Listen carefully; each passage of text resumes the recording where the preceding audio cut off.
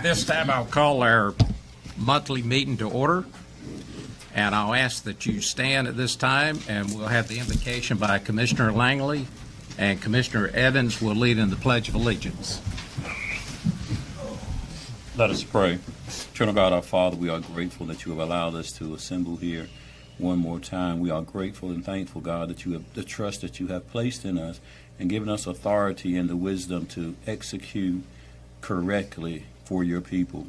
Touch our hearts and minds, God, that everything we say and do will be pleasing in thy sight. In Jesus' name we pray. Amen. Amen. I pledge allegiance to the flag of the United States of America and to the republic for which it stands, one nation, under God, indivisible, with liberty and justice for all.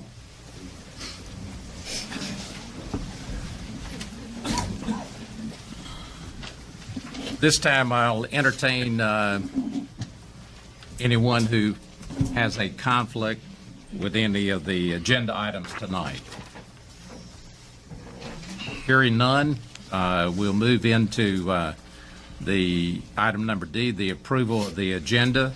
We're going to pull item number 2 under the public hearing, so we'll just have one public hearing tonight. Motion to approve the rest of the agenda. Got a motion to approve the rest of the agenda and a second. Any discussion?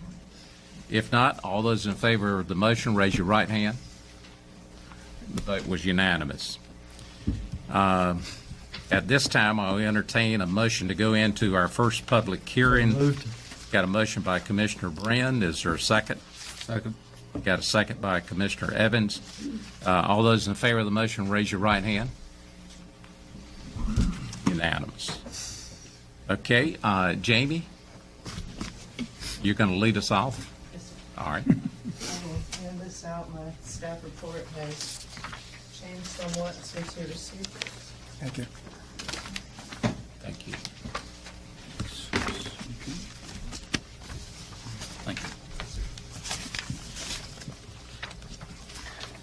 So this is a completed petition to name a road, was submitted by Miss Mallory Marshall to name an existing unpaved private road of approximately 850 feet in length, which connects to North Ravenwood Lane in the Belhaven Township.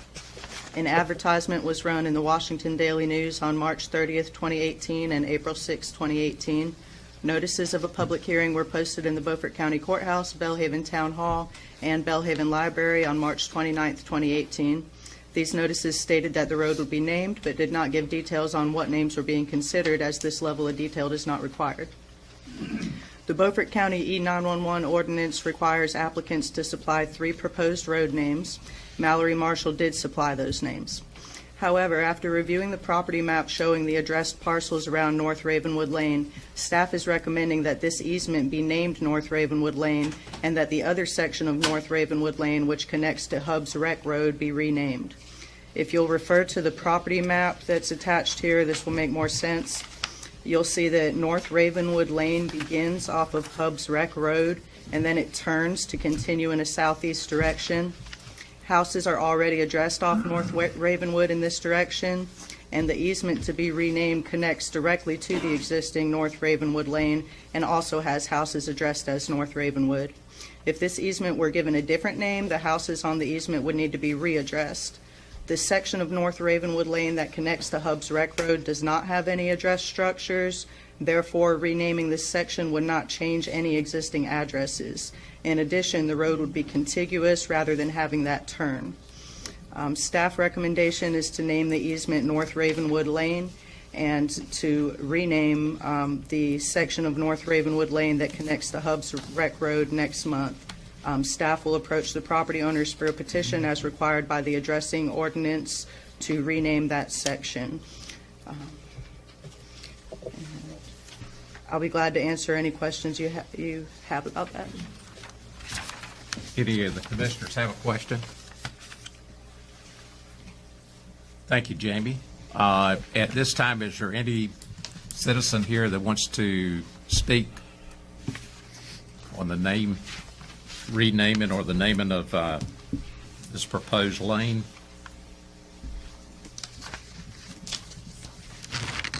If not, I'll entertain a motion that we close the public hearing. Got a motion and a second. All those in favor of closing the public hearing, raise your right hand. Okay. At this time, I'd entertain a motion to name this North Ravenwood Lane. So moved. Motion by Commissioner Brent. Is there a second? Second. Second by Commissioner Evans. Any discussion? If not, I'll entertain a motion to approve the North Ravenwood Lane. So moved. Okay. I think we've got a motion and a second. Calling for a vote. I'm sorry. Yeah. Calling for a vote. All those in favor, raise your right hand. Okay. Vote was unanimous. No, I didn't. My sugar would be high if I'd done that. Okay, we're down to the public comments, and I'll remind you that you have 3 minutes. At the end of 3 minutes, I'll have to gavel you down. The first one we have on here, and also if you have your cell phone, at least put it on vibrate, if you'll do that at this time. I know sometimes we forget to do it. All right, the first one on here on the list is John Anderson. I had requested to speak last. Is that possible? Well, you were the first one on the list. Yeah, okay. That's fine. I'll speak right now. Okay. I'll remind you once again, 3 minutes. I'm back, just like I told you guys that I would be back tonight, and I will be back at the next meeting that you guys have. Speaking on behalf of my nephew, Corey Anderson. I am his uncle. My name is Johnny Anderson. Thanks for the opportunity to be here tonight. There's some things I want to clarify because there's some things being said about comments I've made prior to this. I want to clarify the record concerning the harassment and intimidation of my brother-in-law, Clarence Whitley, by Sheriff Ernie Coleman. I have the record in hand. It's on record with the Washington Police Department, and it's dated for 2/25/2018. So if there's any questions about that, that's there, and it can be seen. I want to make it clear that we still have not received all the records or information that we've requested concerning my nephew Corey Anderson's death. I want to make it clear tonight we still haven't got the answers to our questions concerning Corey's death while he was in the custody of the Beaufort County Sheriff under the authority of Sheriff Ernie Coleman. For those of you who don't know, Corey went in jail on April the 28th. He was admitted to the hospital on May the 7th, and he died on May the 8th. These are the records that we don't have. Just for clarification, we don't have the record for the policy on notification of family members when family members admitted to the hospital while they're in the custody of the jail. We don't have the policy on what emergency contacts are used for when they're given by an inmate and he's admitted to the jail. He gives emergency contacts. We don't have the record on that either, or the policy. We don't have the medical records that were requested by his father that would show who Corey listed as his emergency contacts when he was admitted to the Beaufort County Jail. We've asked for that, haven't got it, and any other updates, we don't have those either. The questions that we have not got answers for, I want to clarify what they are. We've asked why the family was not notified when Corey was admitted to the hospital, and at least the next day when he would die, why the family wasn't notified. We're aware, and it's on record that there were deputies there with him that knew his condition. We're aware of the fact that they were in contact with their superiors. One of those obviously would be the sheriff, trying to get confirmation to call the family. It was never given. For what reason, I can't tell you. I just know the family was never notified, and they did try to get permission. I want to know why Corey was shackled and handcuffed when he was taken to the hospital, and then shackled to the hospital bed as sick as he was. Is that policy for all inmates, or was that just for Corey? That's the question we have. I want to know why Sheriff Coleman's not been willing to meet with the family. I want to know why the medical records for May 4th, 5th, and 6th are missing from Corey's medical files. If you didn't hear what I said, I want to clarify that there are no medical records for May 4th, 5th, and 6th with Corey's medical file, which is while he was in the jail. There's 3 days of records missing. If I can just say this last thing, sir. I want to put on public notice, I've said before that we've asked for a meeting with the sheriff. I'm making a public request tonight for the family on behalf of Corey, for the sheriff to be willing to meet with us in a public setting so he can have an opportunity to answer these questions, and so the public will know and that you guys will know that the request has been made, and he hasn't answered that request. The last thing I would say to you guys as the Board of Commissioners, I asked you guys when I was here last time if you guys would help us out with what we're dealing with to get answers to our questions and to get, the information that we need. I know you guys have on the table an ordinance that you guys may bring back up tonight. I hope you will. And I ask you guys as a Board of Commissioners if you guys will be willing to vote for that. And that's the least thing I believe that you guys could do to help me as or help us as a family, and not just us as a family, but the public in general. Because this is not just a private matter with me and my family. This is a public matter also. And we have a right for the answers to the questions that we have. We have a right to know what happened to Corey, and so does the public. This could happen to anybody. It might be somebody else next time.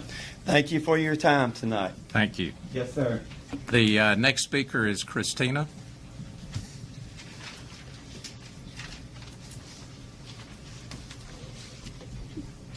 Good evening, Commissioners. I'm Christina Beasley, and I come before you again tonight. Thank you to the Commissioners who have made an effort to learn more about solar facilities. In a recent County Compass, there was an article concerning government officials and public trust. This article prompted me to research the very definition of public trust. Article 11, Section 1 of the Constitution states, "Public office is a public trust. Public officers and employees must at all times be accountable to the people, serve them with utmost responsibility, integrity, loyalty, and efficiency, act with patriotism and justice, and lead modest lives." You have embodied this definition thus far, yet we have one more hurdle to jump over. The citizens of Beaufort County have elected you to govern, and with that trust, expect you to protect their burden of rights. All people who own property have these rights, which include air, soil, and the water beneath them.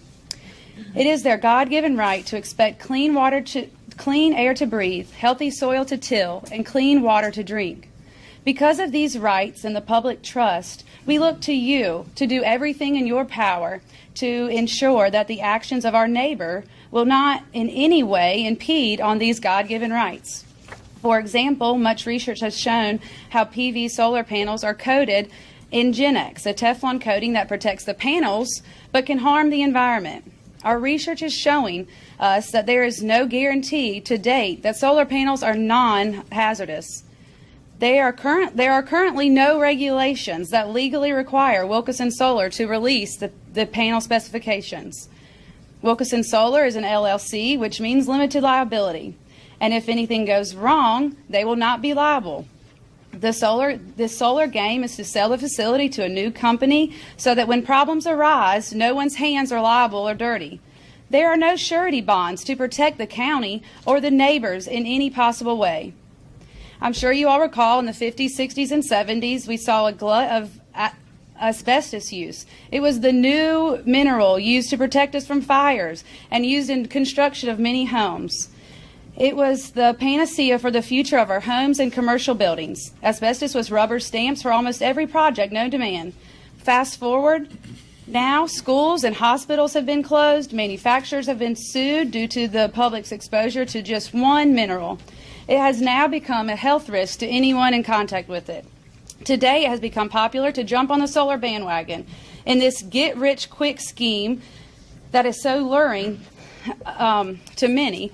The industry has spent millions of dollars to convince us that solar is so wonderful. Now the evidence shows that not only is it costly and ineffective, but the only way they succeed is through tax dollar incentives given through the government. Other counties are finding out that their risk is not paying off. I am asking you to not take the chance of having hazardous materials leach into our subsurface and water, and vote to place this project under the moratorium to ensure our water and farmland will be mandated for future sustainability. You are our public trust. Thank you. Jeannie?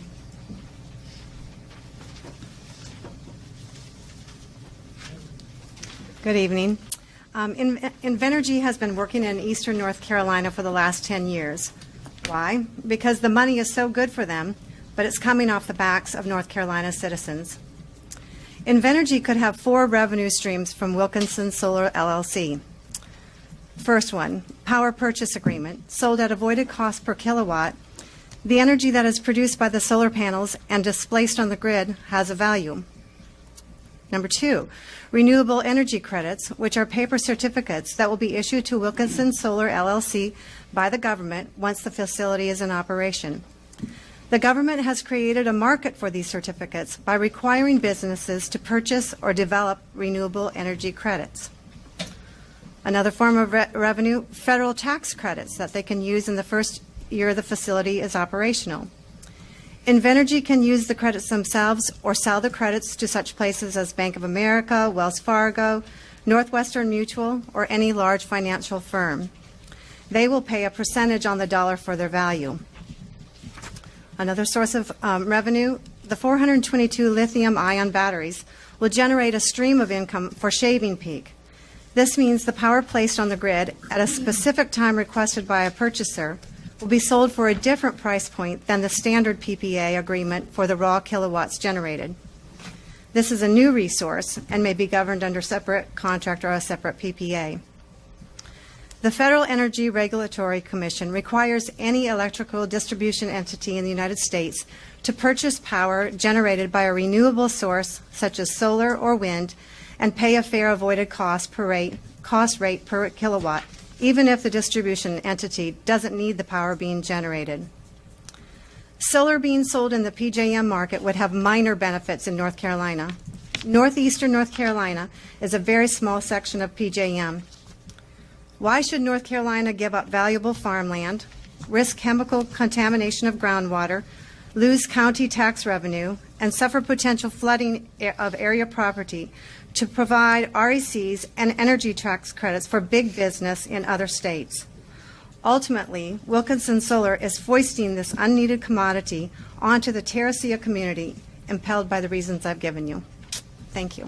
Thank you. Next, Diane.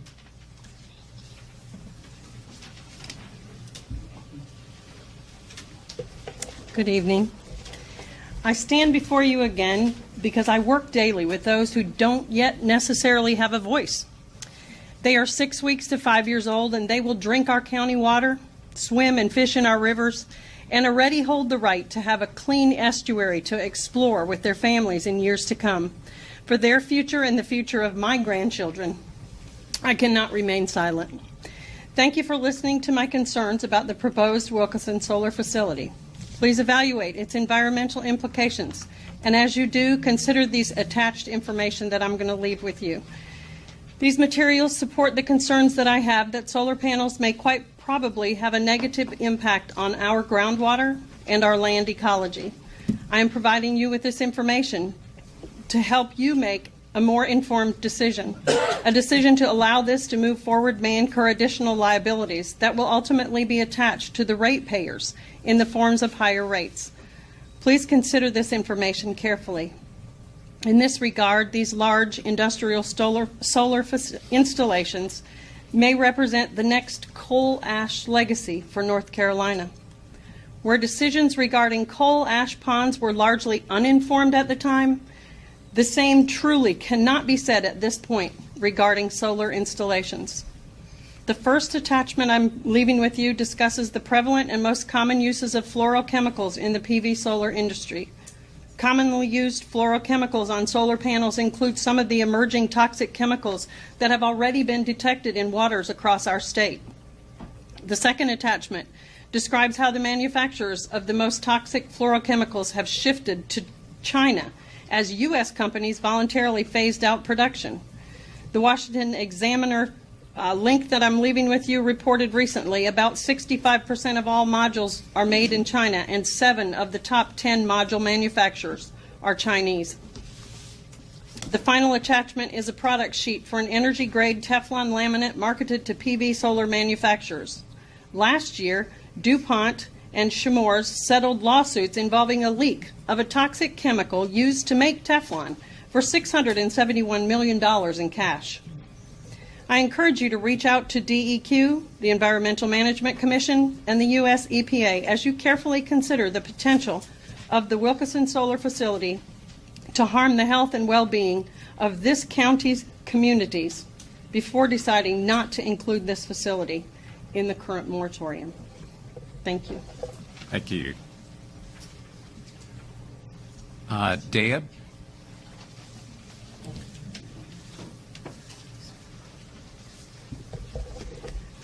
First of all, I would like to thank you for your time and your consideration, and just, I know there's many hours in the decision-making that you have, and we really appreciate your time.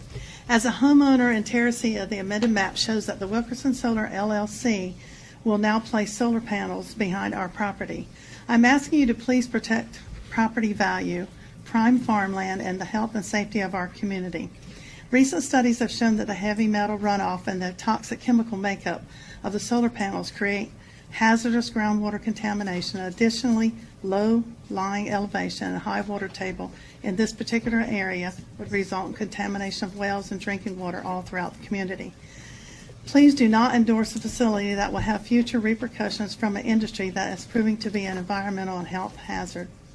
Please protect this part of North Carolina that holds a profound sense of heritage, long traditions of productive agriculture, and a close connection with the environment. We ask for your protection for our community and our children. Taking away prime farmland and allowing heavy metals to leach into our water systems from the deep canals leading directly into local rivers and estuary would be devastating to farming, food source, and water quality. Future generations will be drinking the water and will depend on these river systems. We must consider the future repercussions. Please put more time for further research on the potential effects. Our community has always been an intricate balance of wildlife, environment, agriculture, and community. Please protect this established harmony with our community. So many essentials are at stake: prime farmland, a unique river system and estuary, feeding grounds for migratory tundra, highly organic soil. North Carolina is the second in the nation for green energy facility after California and has met the required green credit. It is not a requirement to give up the prime farmland for other states to garner their green credits. Please place this project under moratorium until more studies are done and a surety bond is issued for the protection of our county and neighboring properties from an LLC that will possibly not even be in existence in 20 years and will guarantee protection for the citizens of Beaufort County. Thank you, Mayor, very much for your time. Thank you. Last, Fred. Good evening, Commissioners. I'm here tonight to express my concerns with the newly amended solar facility in the Terracea area. I respectfully request that you place the Wilkeson Solar application under the current moratorium for the following reasons. As of last year, 2017, 6.64% of the electricity generated in our state was renewable, which exceeds the requirements of 4.5%. Wilkeson Solar will not serve in North Carolina in any way. We will only receive the negative impacts.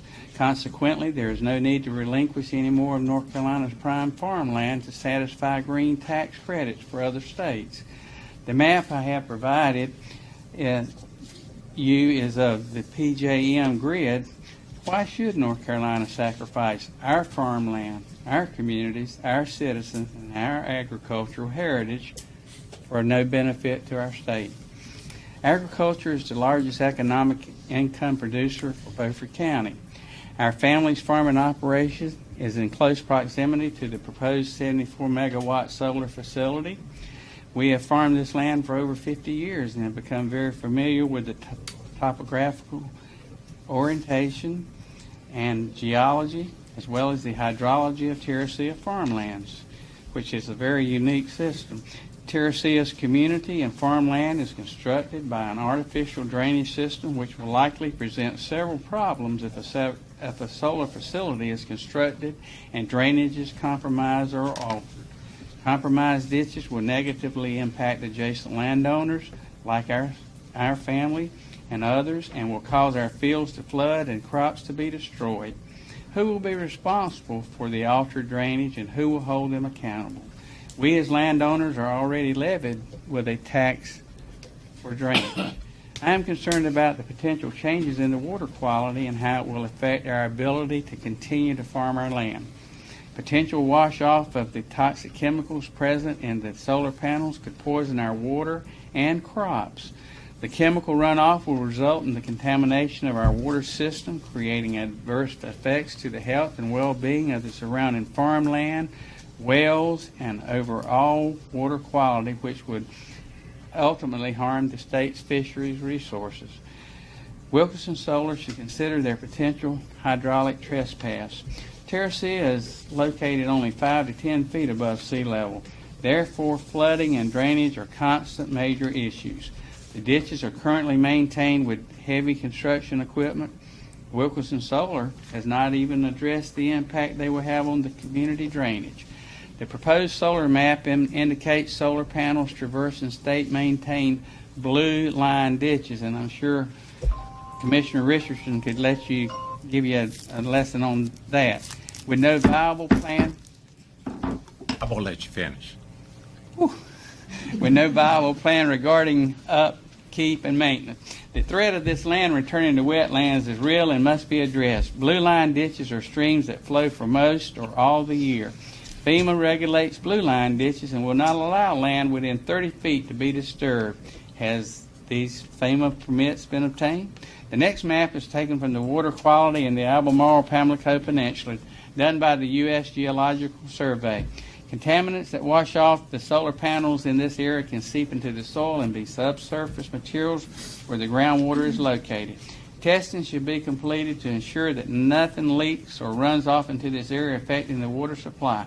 I request groundwater monitoring prior to the installation of the project and throughout the duration of the site's existence. In the case of significant findings, I demand Wilkinson Solar to be held responsible and to rectify the situation. Thank you very much for your time and your interest. Thank you. We're down to items for presentation. The first one is Lisa, the proclamation for Child Abuse Prevention Week and also the Week of the Young Child. Okay. I can't get rid of the office piece. So while she's working on our technical issues, thank you again. This is, every year we come. This is Children's Month, the month of April, and so I brought Laurel Miller with me and Melanie Corcoran from DSS because child abuse prevention is certainly a very important topic. So, and we thank you for already signing the proclamation. So just to let everybody know what you signed, Laurel, if you want to read. So this is the proclamation for Child Abuse Prevention Month, April 2018. Whereas children are vital to our state's future success, prosperity, and quality of life, as well as being our most vulnerable assets. Whereas children deserve to have the safe, stable, nurturing homes and communities they need to foster their healthy growth and development. Whereas child abuse and neglect is a community responsibility affecting both the future and current quality of life to a community. Whereas communities that provide parents with the social support, knowledge of parenting and child development, and concrete resources they need to cope with stress and nurture their children, ensure all children grow to their fullest potential.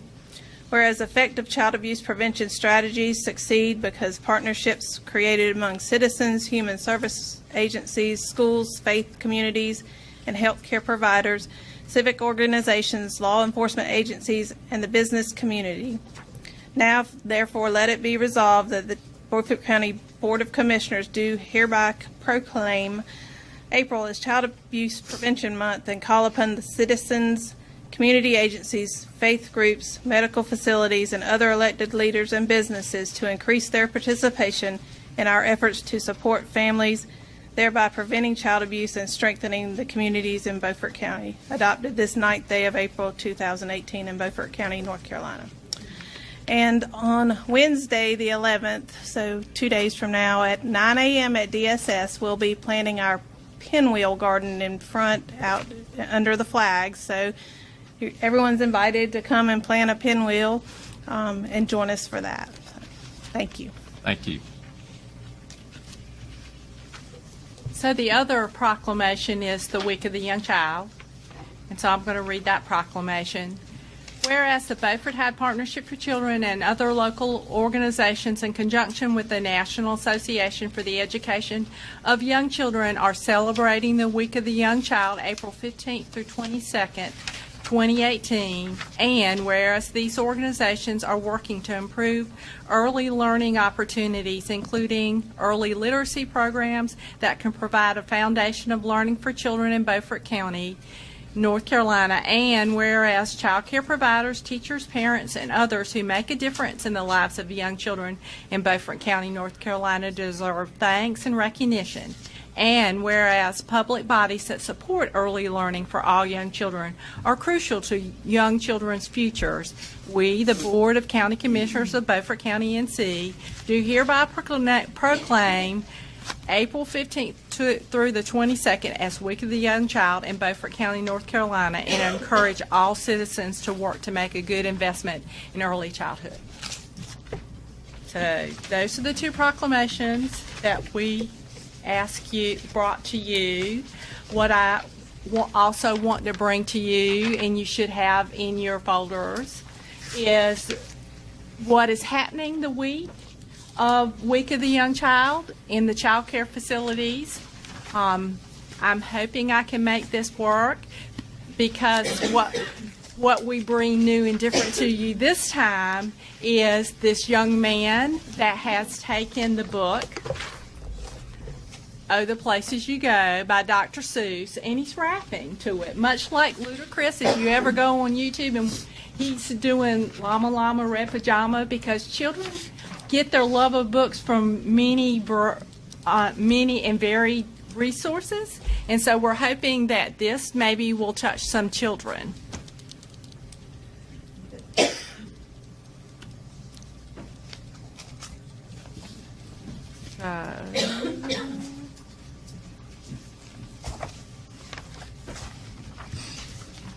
It says it's at 100%.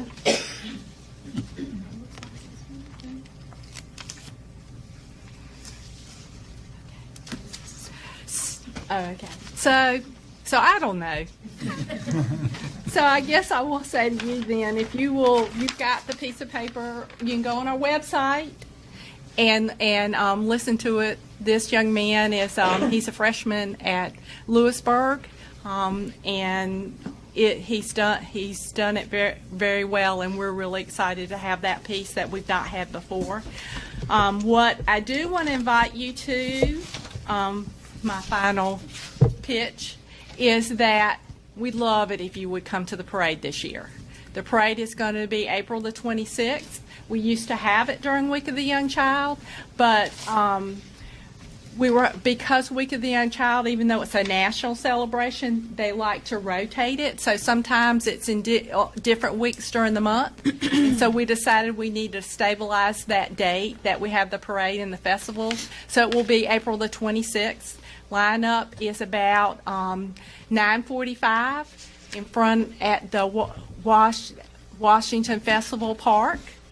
And we'll walk down Stewart Parkway, down Main Street, and back around Bonner, back to Festival Park. You know, you won't walk very far because we're talking about little kids. Mm-hmm. But to stand up for children, to show your support, that it's important, our children are important, and you're there to cheer them on, would be greatly appreciated. So I have brought you the official invitation.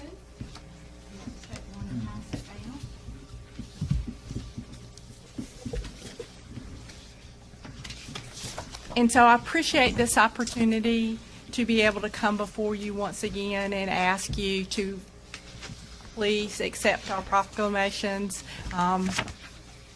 officially for the record. Any questions of Lisa? Any volunteers for the parade? All of you.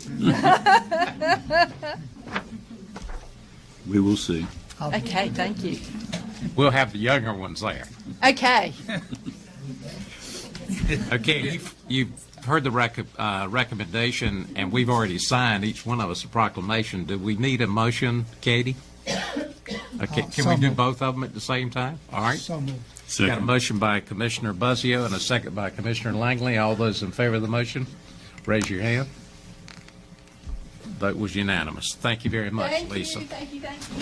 See y'all on the 26th. Next on the agenda is Jason and Wayne. Both of you speaking, or are you going to do the speaking?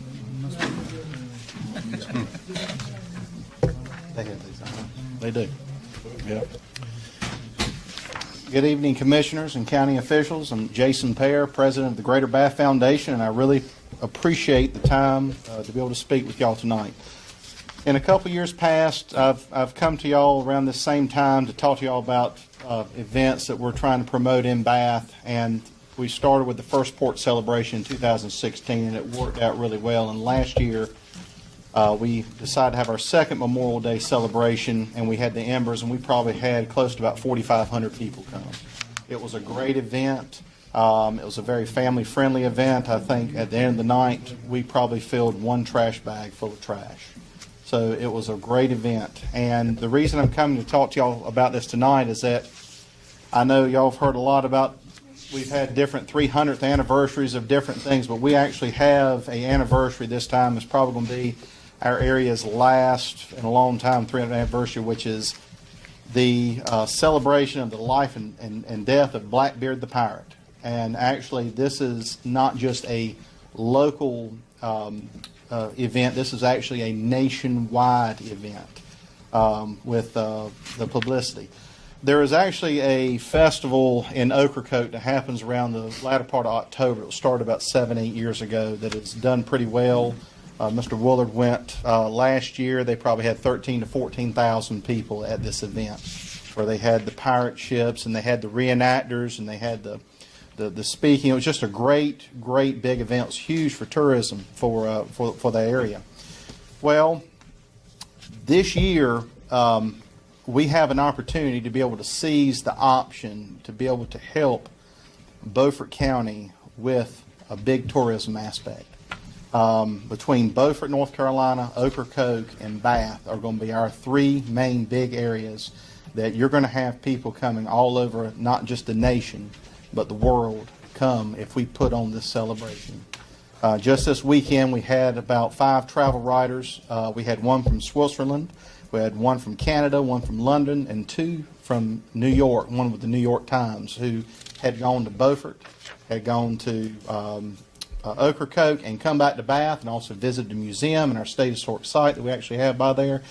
And they are with Visit NC, and Visit NC is a huge promoter for tourism for North Carolina.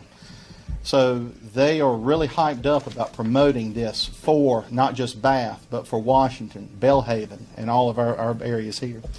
So what we're doing this year is we decided to combine both events into this one big 300 celebration, which we're going to continue to do our 3rd annual Memorial Day celebration, which we had the Embers going to come back. We're going to do our fireworks again. We've actually got a shatter player group who's going to have about 8 to 10 professional sword fighters are going to come and make a presentation during that time. But our big event is actually going to happen in October, which is the middle of October. It's going to be on the 19th and the 20th.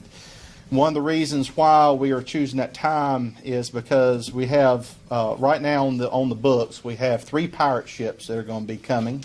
We're going to have them the weekend before Ocracoke because we've been working with Ocracoke. They're almost at 90% max capacity already. They were actually wrote up in the Smithsonian Magazine as one of the top 3 places to visit for big celebrations. So actually they're running out of people. So actually the people they cannot have over there, they're going to come over here and be in Beaufort County and visit. So one of the big things there, we've got 3 pirate ships coming. We have got a band from Disney World coming. We've got reenactors from Disney World, Virginia, and South Carolina coming for a big presentation. We're going to have probably 70 to 100 vendors. This is just going to be a one-time event.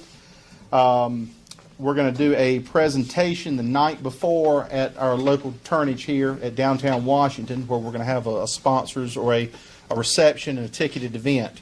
But actually, for that, we're going to have it's going to be option with tickets and also for our sponsorships like we did in 2016. So we've got a big presentation for that. So there's lots of great things. We've been talked with Woody Jarvis with Belhaven and Lynn Wingate with Washington, and they're all pumped up about it. And I think this one time this isn't just for Bath. This is for Beaufort County. And I think this is a one-time deal that will go in the history books. That will be for it. So Beaufort does it every year with a big pirate invasion. But one of the cool things is we actually got cannon recreators are going to bring real cannons, and when the pirate ships come into Bath, we're actually going to have a live sea battle.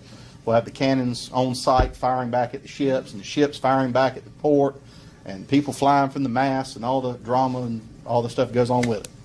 So what I'm here today is that in the past couple of years, the commissioners and the county has actually helped us with our event, and this year, since we have two events, it was my request to see if the county would be willing to want to put $10,000 for these two events, which would be for 3 different areas, which will be widely promoted through WITN, radio stations, newspapers, the whole thing to bring people to Beaufort County. So my request is to see if y'all would entertain that, and I look for any kind of comments or anything about it.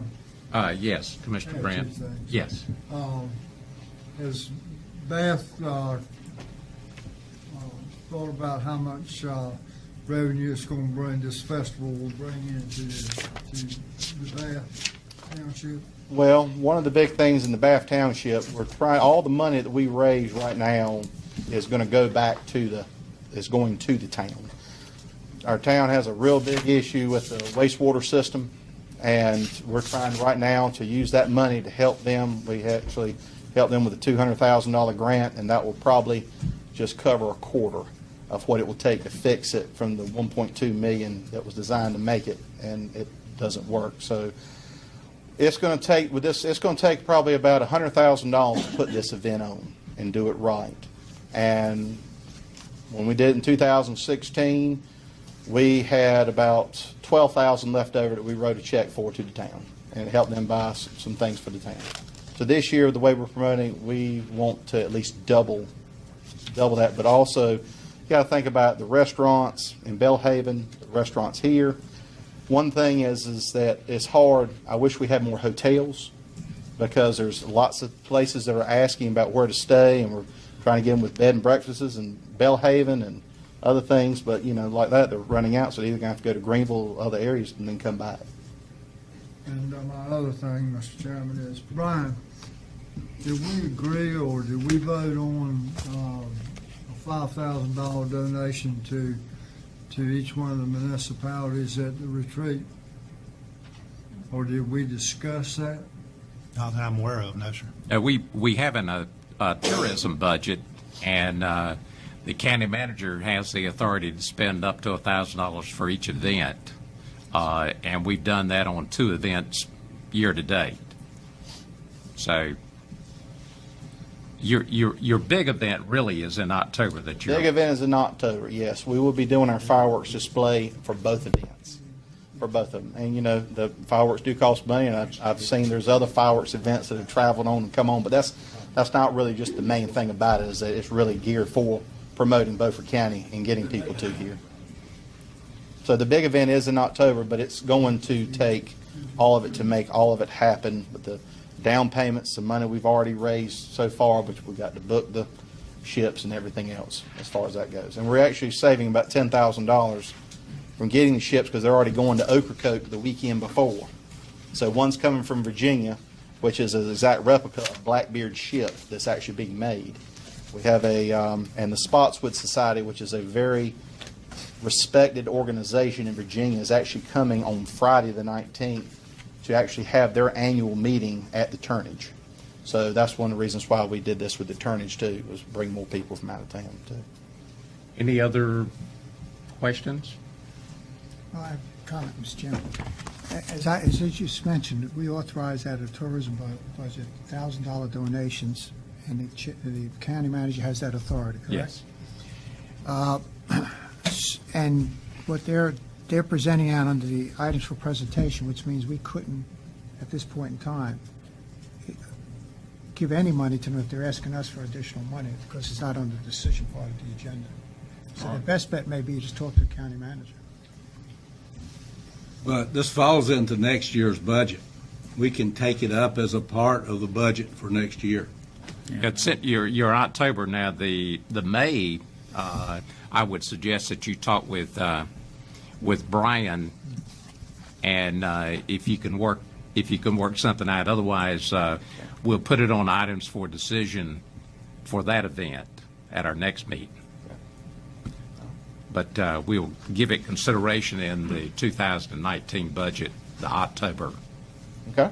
So. All right, that sounds good. Yes, sir. Yeah, Mr. Wood would like to say something just real quick. A few little things Jason left out. One of the things that we are going to do is we're going to try to set the Guinness Book of World Records for having the most number of blackbeards at one spot. One thing that is going to make international news is the fact that we are going before the legislature, the state legislature, to get Blackbeard and all of his men a pardon. We are going to have the direct descendants of Governor Spotswood, who was the governor of Virginia, that sent his men down here to kill Blackbeard, which they did. And also we have the descendants of the pirates that came from Bath, which will be there to accept their pardons, and also Governor Spotswood's descendants. They're also going to be there.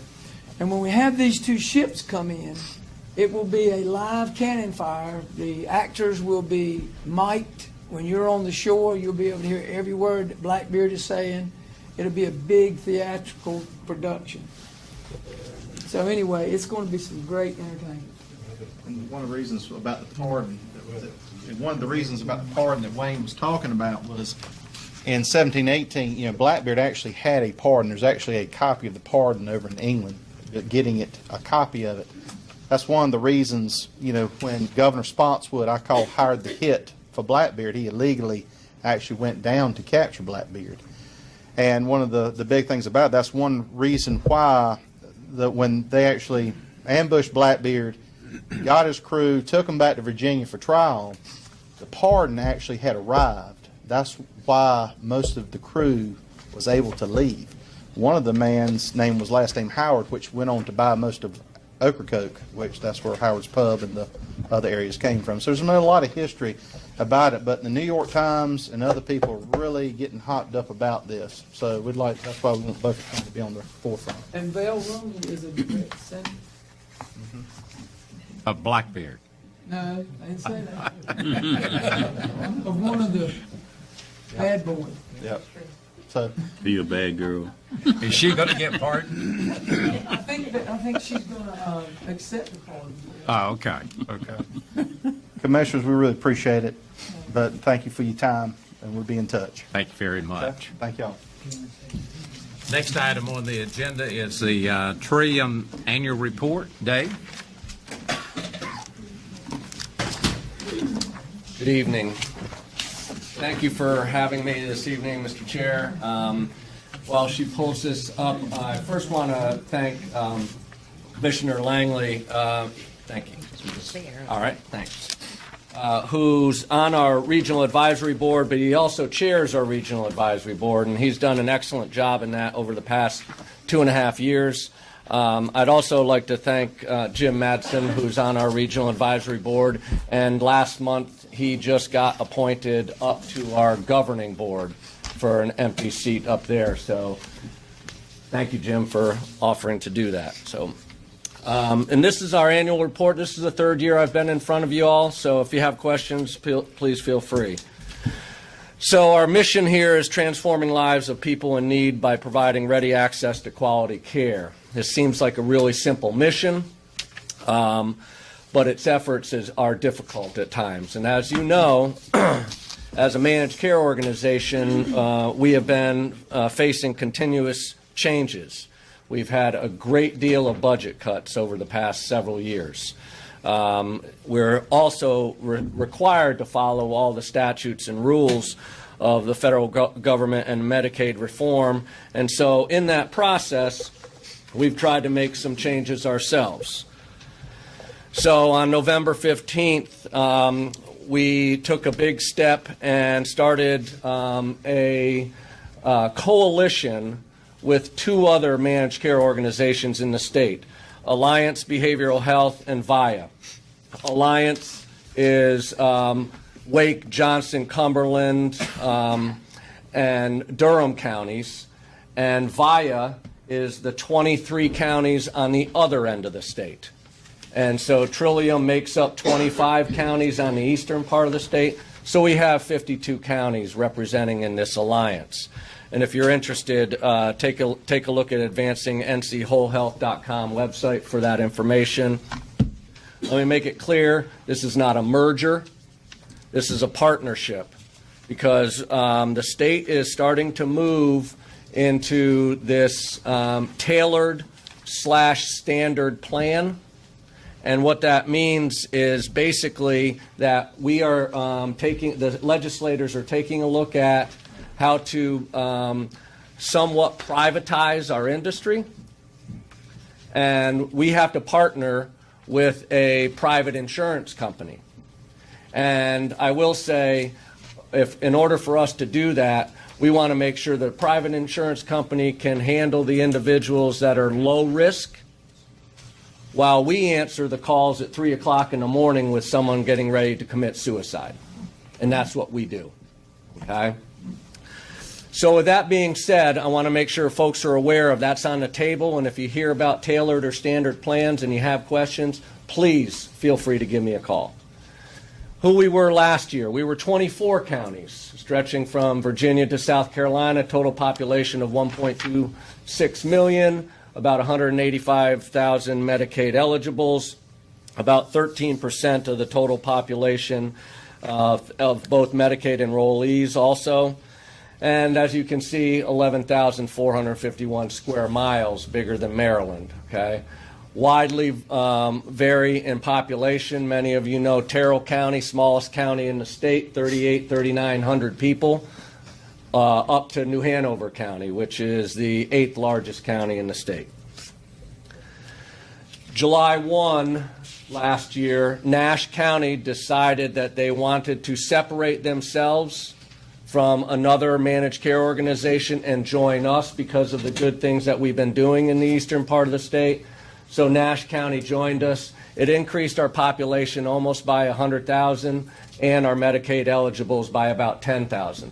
What's interesting about this piece of data is, you remember the 13% total population and 13% Medicaid enrollees? Now we're up to 16% Medicaid enrollees. A lot of Medicaid eligible individuals in Nash County. Total population of 25 counties, but you may have heard recently that Columbus County also wants to separate from that MCO and join us. They went through the 9-month process to get it approved by the county, and the county managers and the county commissioners are 100% behind that. They've sent it over to our board. Our board approved of that, but it has to be approved by the Secretary of DHHS. She approved that about a month ago. And so July 1, Columbus County will be joining us, and we'll be 26 counties. Every year we do an annual gaps and needs analysis, and we get this data from a variety of sources: national data, state data, county data, community data. We take a look at surveys by participants and stakeholders. We look at complaints and grievances, and we also do geo-mapping. We have a process where folks can get online to do surveys. We'll do hard copy surveys. We do on-site work with our consumer family advisory committees, which are consumers that are served out there, or the CFACs, and our boards. We will be presenting this questionnaire to our board members to make sure that they give input on how we are doing in our gaps and needs. So our current statistics, we served 52,650 people last year, 79% with a primary diagnosis of mental health needs. And let me make sure I preface this. Trillium oversees, okay, at the bottom here, 430 some odd providers. We don't provide direct services. We contract with 400 agencies to do that. 19% with substance use disorders and 9% with intellectual and developmental disabilities. Total cost for those services, $355 million. Okay. Some of our priorities this past year was making sure we're improving our customer services. We want to make sure we're doing evidence-based practices. We want to strengthen the use of our technology. We want to make sure that we are having local community relationships. And one example, as some of you in the room know, I serve on the BC 360 committee and participate in that meeting every month. And that's part of trying to make sure we're staying local. Okay. We also have community collaboratives occurring in Beaufort County every month. We also want to ensure that we have a consistent level of functioning across all of our departments. One of the big topics is everybody's been hearing about, and I attended your all's opioid meeting that you had several months ago. The state allocated $31 million, the feds allocated $31 million to the state. $31 million is needed to get dispersed for a 2-year grant to deal with the opioid crisis.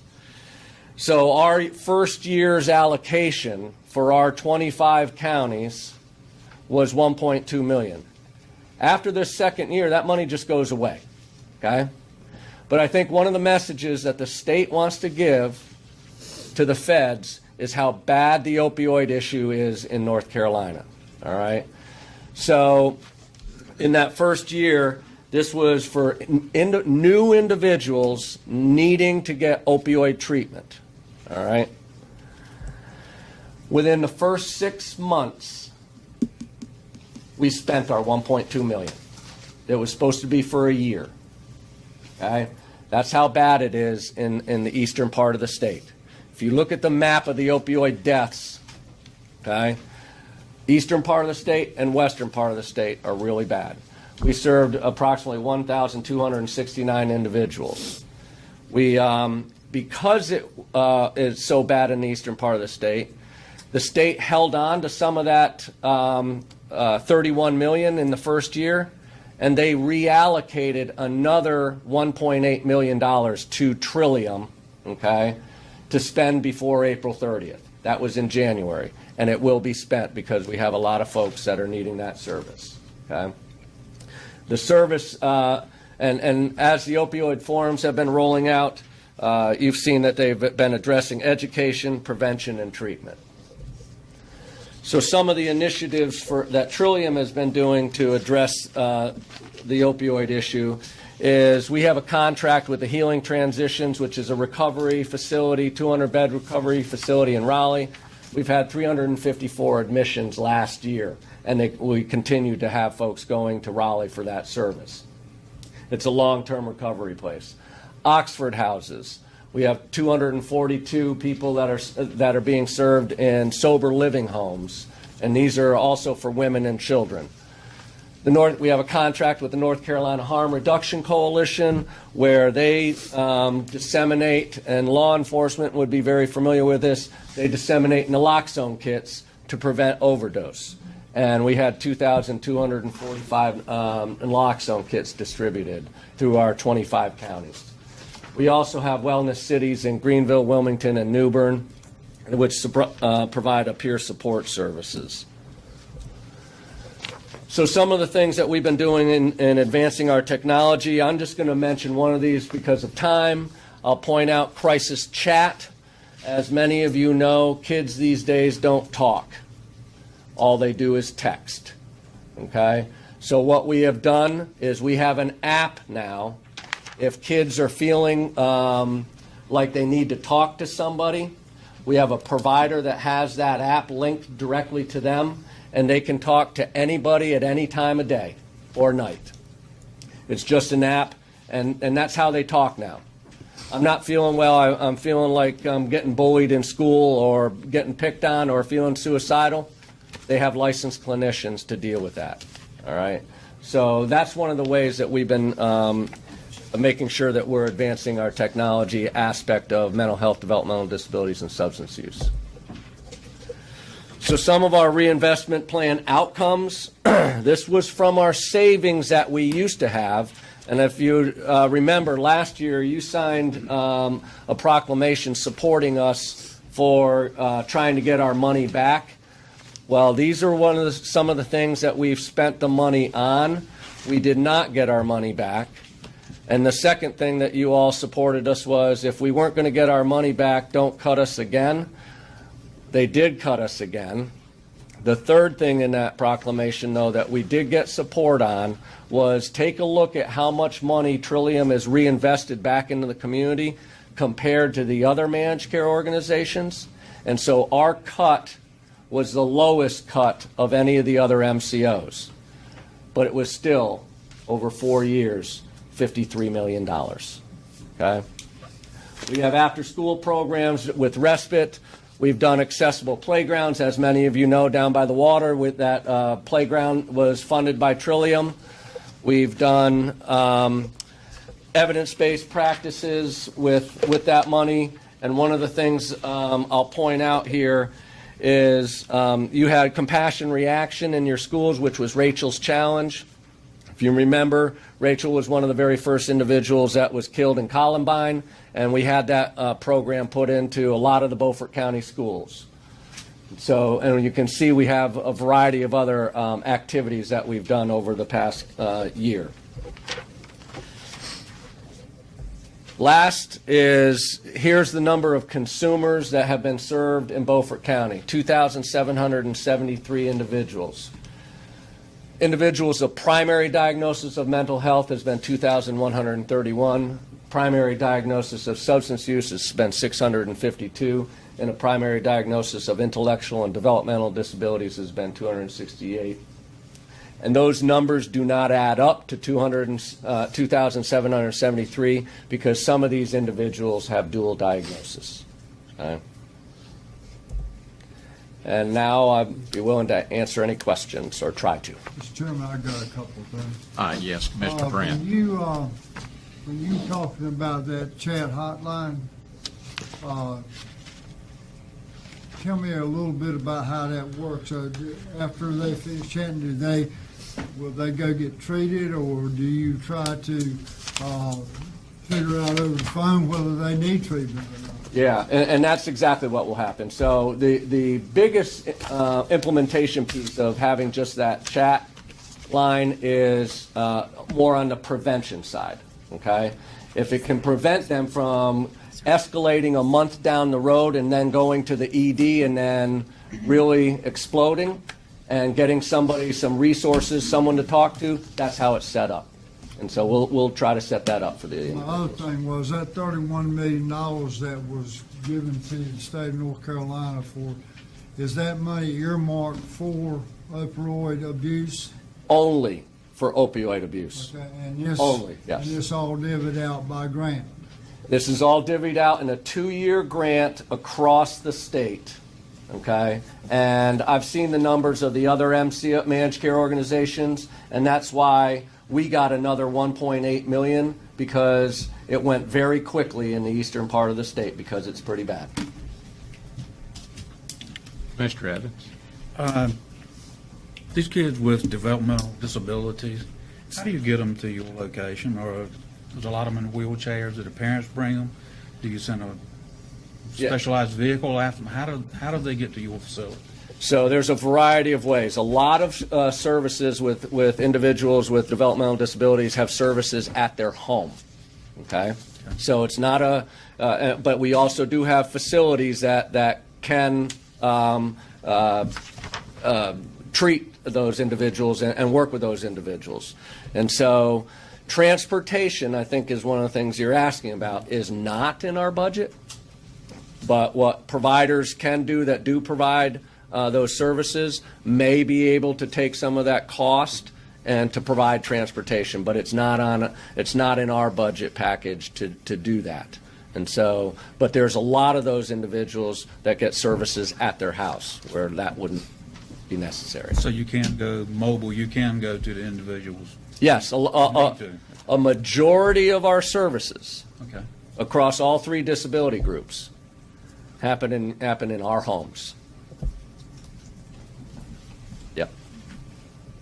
So you also get an opportunity to see what's going on Yes. in that household. Yes.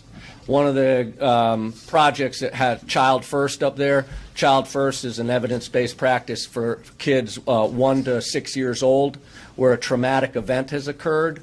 And with all the opioid issues happening out there, this is where a licensed clinician and, no one likes me to use the word, but a case manager goes into the house and starts dealing with them on the treatment side, and also, are you getting to, the social services offices for services? Are you needing support with education or schooling, that type of thing? So we do a lot of that in the home. How about psychiatrists? I mean, I understand there is just a desperate need. Yes, we have very few. Okay. Yes, there's a national and state and local shortage of psychiatrists. Commissioner Langley? Okay, I just want to make sure that a lot of folk understand something that he said. When he talked about the money for the opioid, he said new, and I want you to understand that people who already have that substance abuse problem, that grant money is not for them. I just want everybody to understand that it's only for brand new people who get hooked on opioids. And then the other thing with the reinvestment money, when the state cut the funding, there was going to be a 200-bed facility built in Pitt County, but the legislature took the money. And so, when someone decides one day, I can't take it anymore, and I'm ready to do something about my situation, and then we have to tell them there's nowhere for you to go. So that was a great travesty that this legislature has done. And you really need to fuss and complain because people's lives are being destroyed every single day. Money is not always the only thing. That's one of the things with governance is you have to understand when you're in governance, the money is attached to people and services. Mr. Buziak. Mr. Peterson, I have a quick question. Yes. Of the people you're treating, do you know what percentage are on heroin addiction and what percentage are on pills addiction? No, but one of the things I will say is there has been a national decline in the prescriptions written because everybody's starting to hear about it. But what has happened is, and most of the individuals that were on the opioids have gone over to the heroin side. And so one of the things that we want to make sure is really clear is that whatever industries have been involved in this need to see it all the way through that, okay, they're on heroin now, they're not our problem because we got them off the opioids. That's why I was asking the question. Yeah. Yeah. What about the deaths? Mostly from heroin mixed with fentanyl? There's a lot of those, yes. Yeah, but it's also opioids. Oh, that I know. Yeah, yeah. All right, thank you. Any other questions? The number that you gave us, the number of consumers served in Beaufort County, that's 6% of our population. Yep, and that's about the average prevalence rate that we have in our industry. It ranges from 6 to 7%. And to follow up on Commissioner Langley, if our sheriff's office picks up somebody at 2 o'clock in the morning that's on the side of the highway, passed out, and they get there and realize that they have the problem that we were discussing, this facility in Greenville would allow us to take that person directly there. Yes. And not put them in the detention center here in Washington. Correct. Beaufort County. Correct. And that's the real heartbreaker in this. So, thank you very much, Dave. Thank you. Thank you. The next item is the Wilkinson Solar Farm. Steve? Thank you, Mr. Chairman. My clients who are property owners and residents in Terracea are extremely concerned about the Wilkinson solar facility. Of course, you've heard a lot of residents from that area, not necessarily my clients, but residents from that area speak to that issue earlier. But I think part of that conversation indicates something that's not getting out there information-wise, and that is there's a concern out there in the community that the Wilkinson solar facility is somehow grandfathered in and not part of the moratorium. And of course, the moratorium explicitly says none of this is to be considered. No permits or other action on any solar facility until November. So that language certainly encompasses every solar facility, which would include Wilkinson Solar.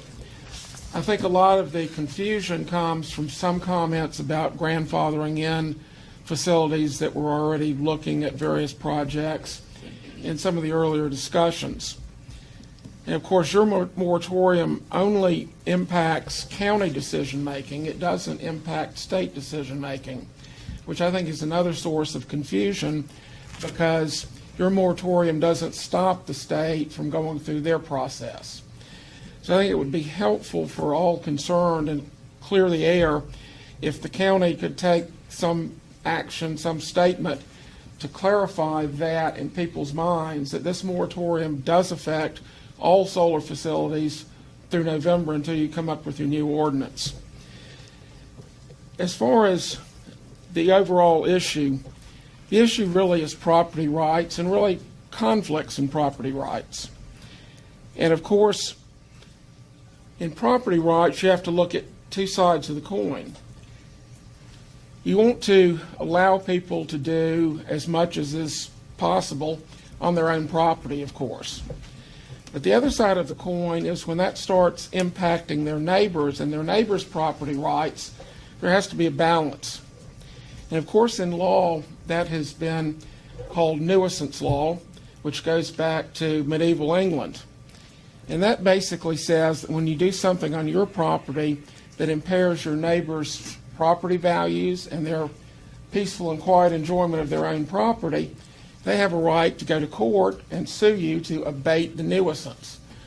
Have the court issue an order saying that those activities will either stop or they'll be conducted under circumstances that the court directs.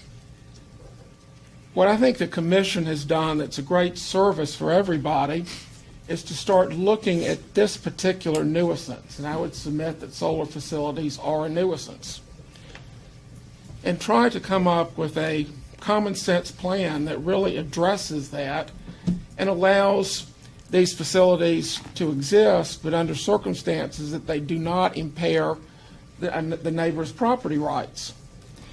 And I certainly commend the Commission for its actions in looking into that and coming up with a good ordinance that will strike this balance. Striking that balance, of course, prevents the courts from getting into it, because if you come up with a solid ordinance with all of the moving parts that need to be there, there's no reason for anybody to have to go to court to abate the nuisance. Now, I think there's an interesting article, which I'll pass out to you when I'm finished, from the Toronto Sun addressing renewable energy in the province of Ontario and what has happened up there with it. Of course, there's some things like electric rates being driven through the roof that have happened everywhere that renewable energy has been used extensively. But I think the part that affects Beaufort County and is a parallel to what's going on here was that article speaks to the fact that you've had these companies come in, big international companies, and gone into various property owners and done deals with them, and then suddenly you have this project that's a fait accompli, and the neighbors are sitting there with adverse effects on their property, not being able to do anything. And they point out that this is really not something you need to blame on these owners that see dollar signs. They really did nothing wrong so much as it is the companies that come in and the way government handles it. And I think the way this board is handling this issue is a far cry from the way Ontario handled it. So again, I commend you on that. Now, of course, I also spoke about how that created a lot of divisions within rural communities in the province of Ontario. Now, you also have the property rights of the people who are leasing property. And again, there's a situation where there are two sides to that coin. On one hand, these people are getting money, and of course they want to get money. But on the other, their own land may be damaged by this process. So they may unknowingly be hurting their own property interests in entering into these leases. Now, Wilkinson Solar is a mega project, will have a tremendous impact. It's something that Beaufort County has not seen in the past on that scale. So this is one that you particularly need a good solid ordinance to deal with. I would submit there are a number of issues that need to be dealt with in this ordinance. One is contamination of the land and the groundwater.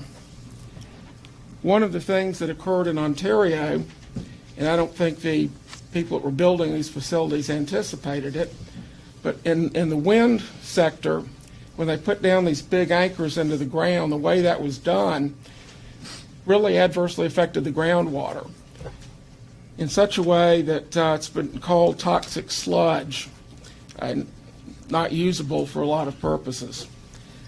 And nobody anticipated that, but it happened. Here in North Carolina, I think the issue is more Gen X with the solar panels.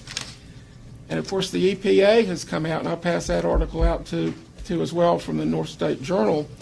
EPA has come out and identified solar panels as a possible source of Gen X contamination in the groundwater. Not only Gen X, but other related harmful contaminants. So I would submit that one very important part of your ordinance ought to be testing wells. As somebody suggested in public comments, you need to have these wells to look at the composition of the groundwater before the projects go in, and then to monitor it periodically. That way, if you start seeing some of this contamination with Gen X or anything else, you can get in and get ahead of the curve and take whatever action needs to be taken before it gets really bad. So I submit that's a very important part of the ordinance you need to look at. Another important aspect is buffering, because these things are eyesores. People don't like looking out their back door and seeing them, or driving down the road and seeing them. And particularly buffers from residential areas, schools, and other occupied buildings. These need to be substantial enough that people don't have to sit there and have them right up next to them. Some counties, I think, have gone as much as 1,000 feet, which I would submit as reasonable. Another issue that's very important in terms of maintaining accountability is bonding these facilities. Now, you've got these big international companies. The one that's coming here with Wilkinson Solar has its American headquarters in Chicago. Very wealthy companies. They could put up bond money just from corporate assets if they needed to. But instead, they organize these things as LLCs, throwaway organizations. If they have a problem with liability, they just shuffle it off, and you end up with an entity with no assets of any value and a lot of liabilities, and these big companies just walk away. So there needs to be bonds, and bonds that follow the project, because the other thing that goes on with these projects is they'll start with one LLC, and they'll get all their tax credits and stuff, and then they'll hand it off to another one. And by the time it's gone through its useful life, it might have gone through 5 or 6 or 7 LLCs. And it ends up with one that has no assets but worn out solar panels. And then when you get ready to decommission the things and there are problems, there's nobody there, and somebody else gets caught holding the bag on that. That might be the landowner that leased the property, that might be local government, it might be state government. but somebody else is going to pay the piper. And that's the whole idea of the way they set these things up with LLCs. Bonds would prevent that because then you've got a source of money saying you've got an environmental problem that needs to be cleaned up. Here's the source of money to clean it up. So I think it's very important that a solid bonding provision be set up for these facilities. And of course that needs to be done before a mega facility is even thought about, because we do not want that falling on county taxpayers, or for that matter on the people that have leased property for these facilities, or on the adjoining landowners. Now, of course, another issue that I think this board should be commended on is trying to do something about the tax unfairness. You've got these huge corporations with lots of money coming in here, building facilities, and then under state law getting an 85% exemption on their county and city taxes if they're in the city limits. It's not right and not fair for hardworking citizens of Beaufort County who are struggling to pay their own taxes to have to subsidize these big out-of-state corporations. And this board has taken a stand on that, and hopefully the legislature will listen to you. There are a few other counties that have taken that stand with you. Now, getting beyond the local issues, of course, some people here have touched on the cost of solar. But just to cite a couple of examples of what that does economically, Germany pays over 3 times for electricity what we do, and that's because of the energy vending or energy transition that Merkel put in. The architect of that plan has just recanted and said it's a bad idea. It's making Germany not a good place to conduct industry, to create jobs, because the costs are too high. Australia just had one of their states that had put in a tremendous amount of renewable energy and called itself the superpower of renewable energy. That was South Australia. In doing that, they created the highest residential electric rates in the world for their citizens. And the government that did that was just thrown out of power in an election last month because of that issue. The election was called a referendum on renewable energy, and renewable energy lost. So there are a lot of issues to look at here. I would submit the county is on the right path in terms of looking at a solid ordinance. I think you're on the right path in addressing the tax problem. And I just hope that you will follow through on that to come up with an ordinance that will protect the property rights of the citizens here in Beaufort County. Certainly, I think you'll have a lot of support of citizens behind you on this. And I just hope you will follow through and follow through on what you started with. Thank you. Any questions of Mr. Rader? I have a question. Go ahead. Okay. I thought that when Wilkinson Solar agreed to the buffers and that there was a settlement with the school and that there were no more issues having to do with Wilkinson Solar. So what is that a true statement that Wilkinson Solar pulled back away from the school? Well, the school issue is one thing. There are a lot of residents up there that are still would be looking at these solar panels right out their back door with these panels on 2 sides of their property or, in close proximity to their property. And the buffer that was agreed to with the school doesn't help them. What's needed is a consistent buffer that's a county standard. And that also helps these companies to come in and plan where they don't have to sit there and say, well, what buffer am I going to need here? They can look at the county ordinance and say, this is the standard. So at this point, the school is a non-issue. Well, I don't represent the school, so I can't say that one way or the other. But from my knowledge, I think that probably is not an active issue right now, but I can't say that for a fact since they're not my client. Mr. Chairman. Yes, Commissioner Brand. Just to let you know, Steve, you know, I sat on the committee on the solar farm ordinance with Commissioner Buzzio, and we've looked at all these issues, and we've talked about them thoroughly, and we just haven't hammered everything out yet. But we're working on it, we're close, and once we get everything just exactly the way we want it, we'll bring it to the general public. I certainly commend your actions in addressing this issue.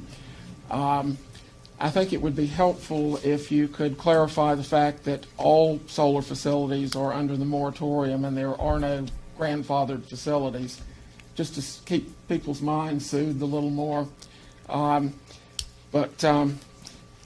Anyway, I've got some copies here.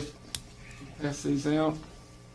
I think that the solar farms that are already in place are not under the moratorium. Yeah, It's just the ones that are to be built. Exactly, yes.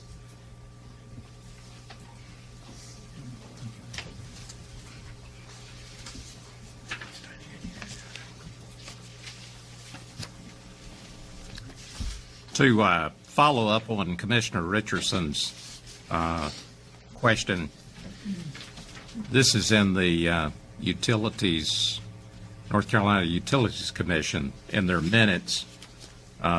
It says that Terracea Christian School and Mr. Butcher withdrew their objections to the facility.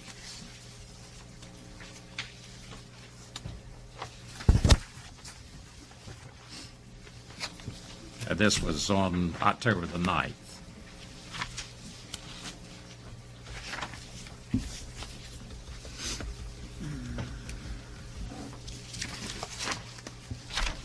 Mr. Buzzio. Yes, thank you, Mr. Chairman. I have a couple questions. Okay.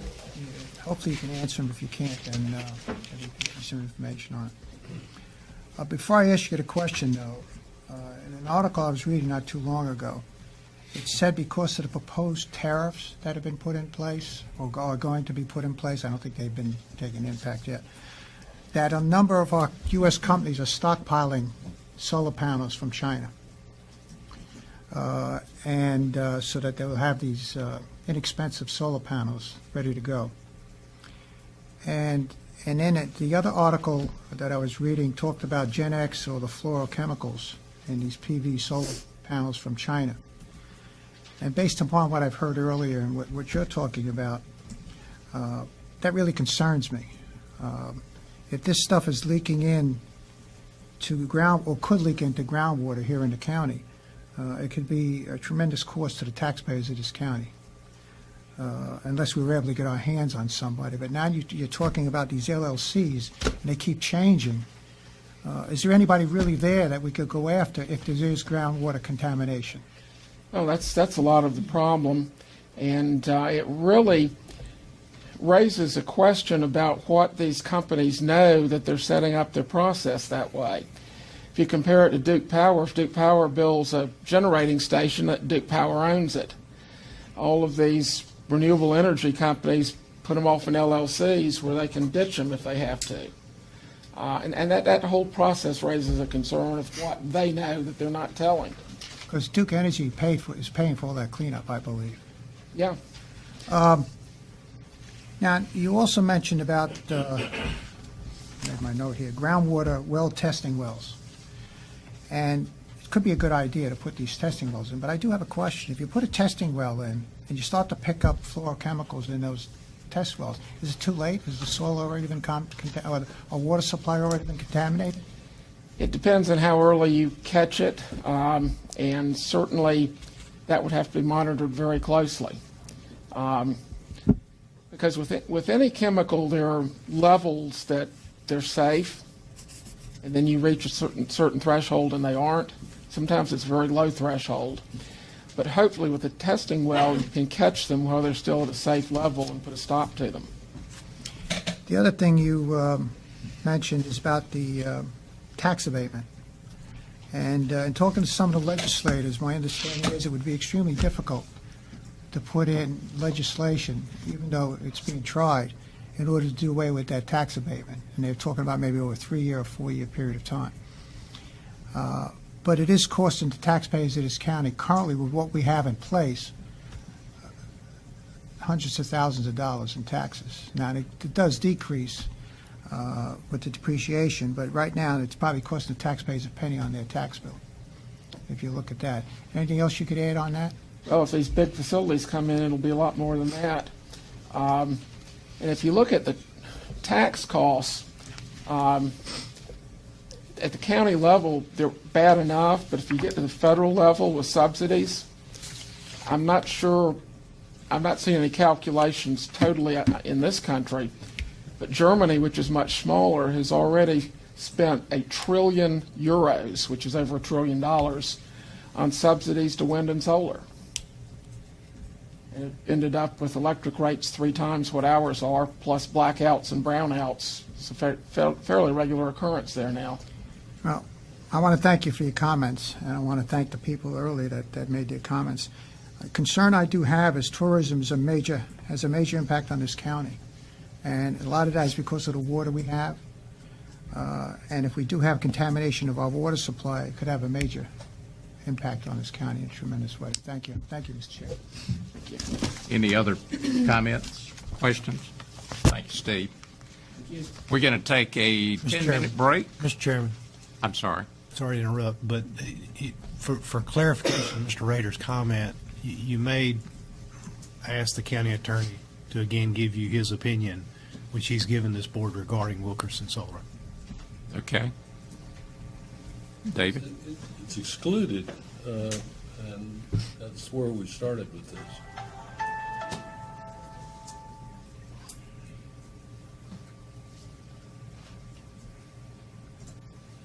Can you get a little closer to the mic, David? I could barely understand you. We're rolled up here and deaf. My understanding was that the Wilkinson Solar was excluded from the moratorium. It is not included as part of the moratorium because of where they were in their process.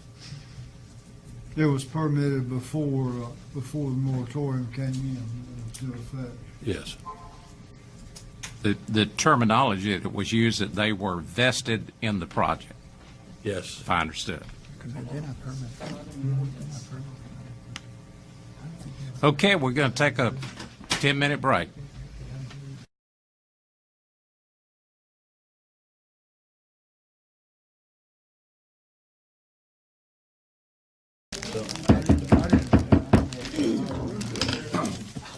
Yeah, I see him. We will reconvene, and at this time we're down to item number 6 under presentation. That's the Finance Committee update. Anita? Thank you, Mr. Chairman. The Finance Committee did meet on Tuesday, March the 20th at 3 o'clock. There was one committee member present. That was Commissioner Brin. So he called the meeting to order and approved the agenda.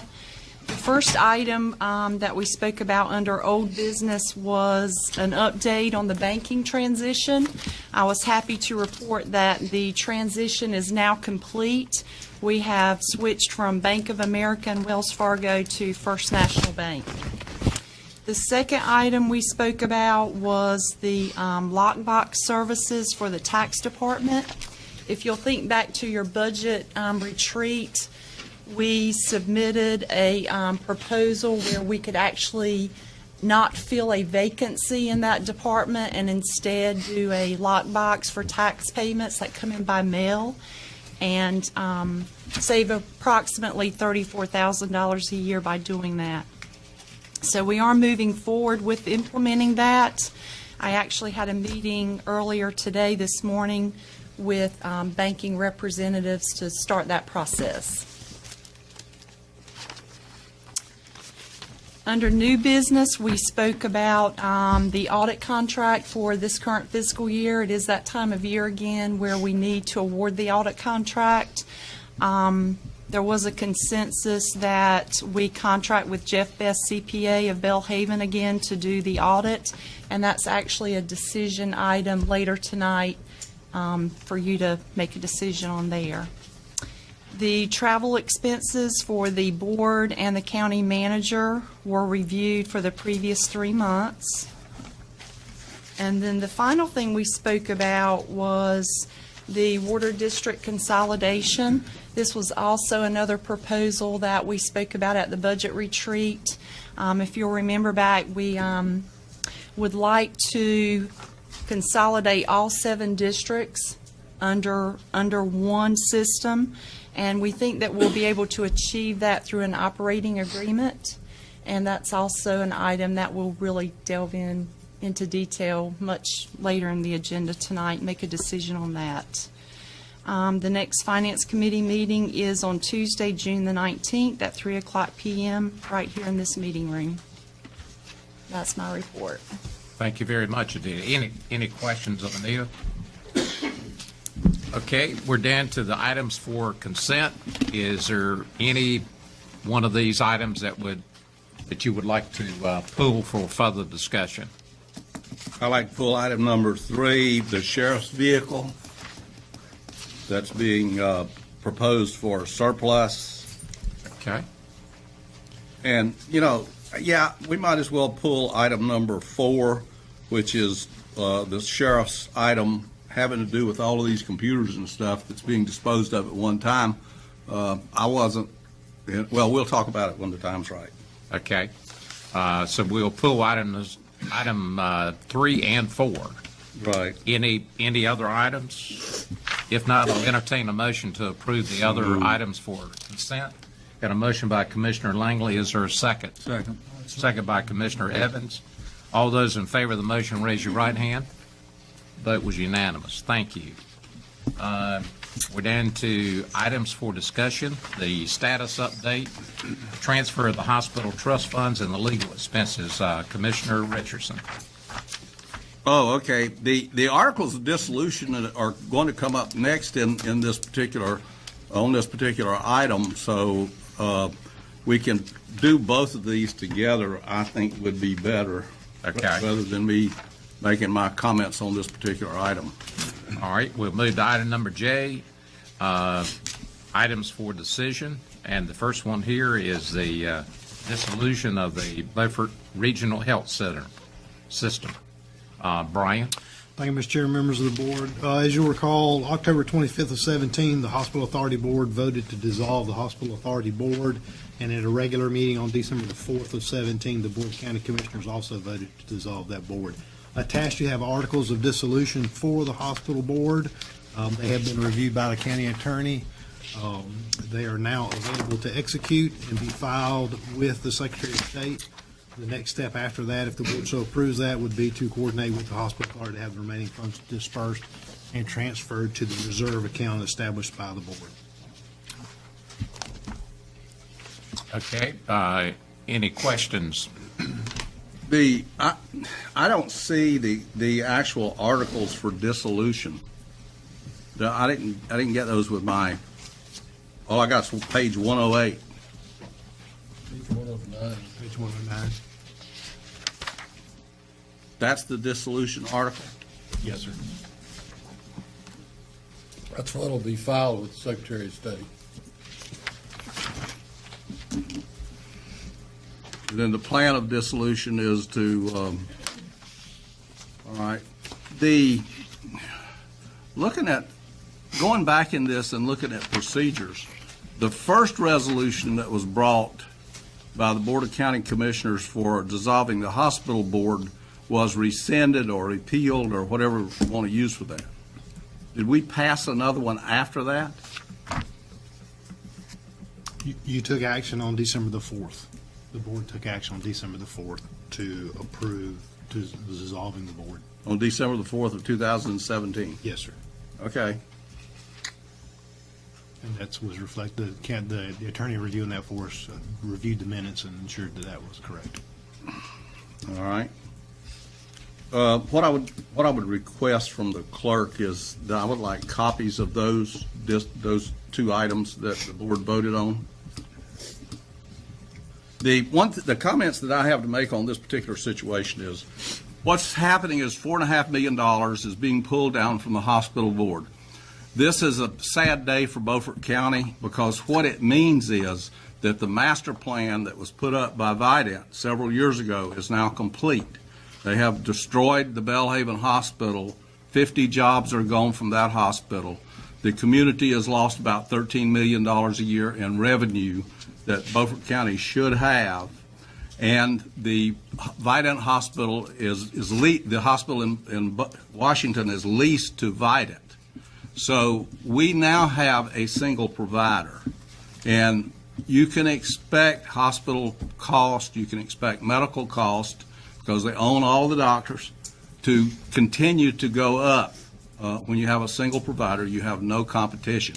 This is a sad day. It's an outgrowth of what's known as the Affordable Care Act or Obamacare, and it is a sad day for people in the United States because more and more of your income is going to go to insurance companies and to hospitals for medical care because there simply is no competition. The taking of the $4.5 million to balance this bloated budget that Beaufort County has, it is a one-time deal. They're borrowing $3.5 million just to balance the budget this year. And when that trust fund is gone, there will be no backup for medical care in Beaufort County whatsoever. The Beaufort County Hospital is leased to Vidant. Should there be an earthquake in the medical field, and there could be, and you had to actually have competition, Vidant, while they have like $120 million of cash, when you look at how long they can run on $120 million is only about 6 weeks. So if there's an earthquake or something disastrous happens in medical care, Vidant could wind up abandoning some of these hospitals, having to shrink, and you wind up with an empty hospital and nobody to run the Beaufort Hospital. As long as we had the $4.5 million in the hospital trust fund, we had a counter to Vidant. And I know people run around and yell and scream, oh, you can't run a hospital very long on that. But you can use that money to entice another operator to come in and run the hospital. So it's a 30-year lease. If your lease is abandoned, then Beaufort County is at risk. It's a sad day that Beaufort County, because of the York County Commissioners' failure to back you up and try to keep a hospital in Belhaven and to try to manage, because it was poor management was the reason that we lost the Beaufort Hospital. I know because I was on the board. It was just sorry management. So it's sad that your county commissioners have hung this around your neck, and that's exactly what has happened. You're going to great risk. They're going to take the money out and spend it within the next 3 months, the $3.5 million. And the $1 million goes into the general fund. So it's a great example of bad government at its best. Mr. President. Yes, Commissioner Brand. Mr. Morris. First off, it was your idea to borrow the $3 million from that authority board. Yes, it was. Don't sit there and tell me it wasn't. You're changing the whole subject. I'm not changing nothing to it. It was your idea for us to borrow the $3 million. You said that's good business. It's exactly what you said. You're distorting what I just said. My health care is cheaper now than it's ever been. Then you're living in la-la land. No, I'm not. Is there other commissioners that would like to speak? I'm going to say a few comments. Go ahead. Thank you, Mr. Chairman. First of all, Commissioner, you're correct. $4.5 million, which is transferring to the county upon dissolution of the hospital authority, is being put into a reserve account for health care. And yes, that fund is loaning the county $3.5 million. And the county is going to pay back on a monthly, I think, a monthly payment plus interest. And by doing that, not borrowing the money from outside banks, we're saving the taxpayer of this county $300,000. So we have $4.5 million sitting there. We're borrowing 3.5 out of it.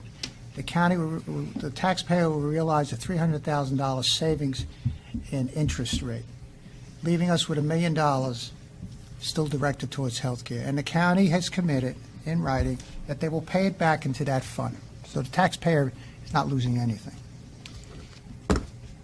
Biden Hospital, nobody knows what's going to happen to delivery systems in this country. Everything's changing. They're getting larger and larger in order to survive. Biden has put $47 million into this hospital. So I don't think they have any intention of closing it unless, yeah, the world blows up. Healthcare disappears. Then they may close across the country. But they're getting larger and larger, and they may be purchased someday or not. But they put $47 million in. All they had to do by contract, the lease agreement, was put in an emergency room, which is about $17 million. Well, it was supposed to start out at 7, it's up to $17 million. And they would have met the agreement, the lease agreement they had. But they've gone ahead and put in another $30 million, $47 million total. 4.5 million. First of all, you could even run a hospital. Where are you going to get the help from? Nobody's going to work for you because there's no guarantee you're going to get paid. And yes, that was on the verge of bankruptcy. If the county didn't loan them money, they would have went bankrupt because of mismanagement. Mismanagement of the hospital and also the hospital authority back then. So the county has done the right thing. Hospital authority, which I was chairman of, based upon our attorneys, based upon our CFO, we have all our obligations as far as anybody can tell are done. Why should we sit there and keep spending money? We're paying the bank to take care of the accounts. We're paying the CFO to take care of the accounts. We had legal fees. The money would just disappear. And when Biden gave us that $7 million by the contract, nobody in this county thought there'd be a dollar left at the end. But because of the hospital authority and the previous chairman and myself and other members of that board, and I'm not going to take any credit, other members of that board, we were able to save $4.5 million, which the taxpayer in this county is going to realize. And it's going to assist this county in moving forward. Thank you, Mr. Chairman. Mr. Evans, Mr. Langley. Okay. I'd like to make a motion then that we move forward with the dissolution. All right. With dissolution. We have a motion. Is there a second? Second.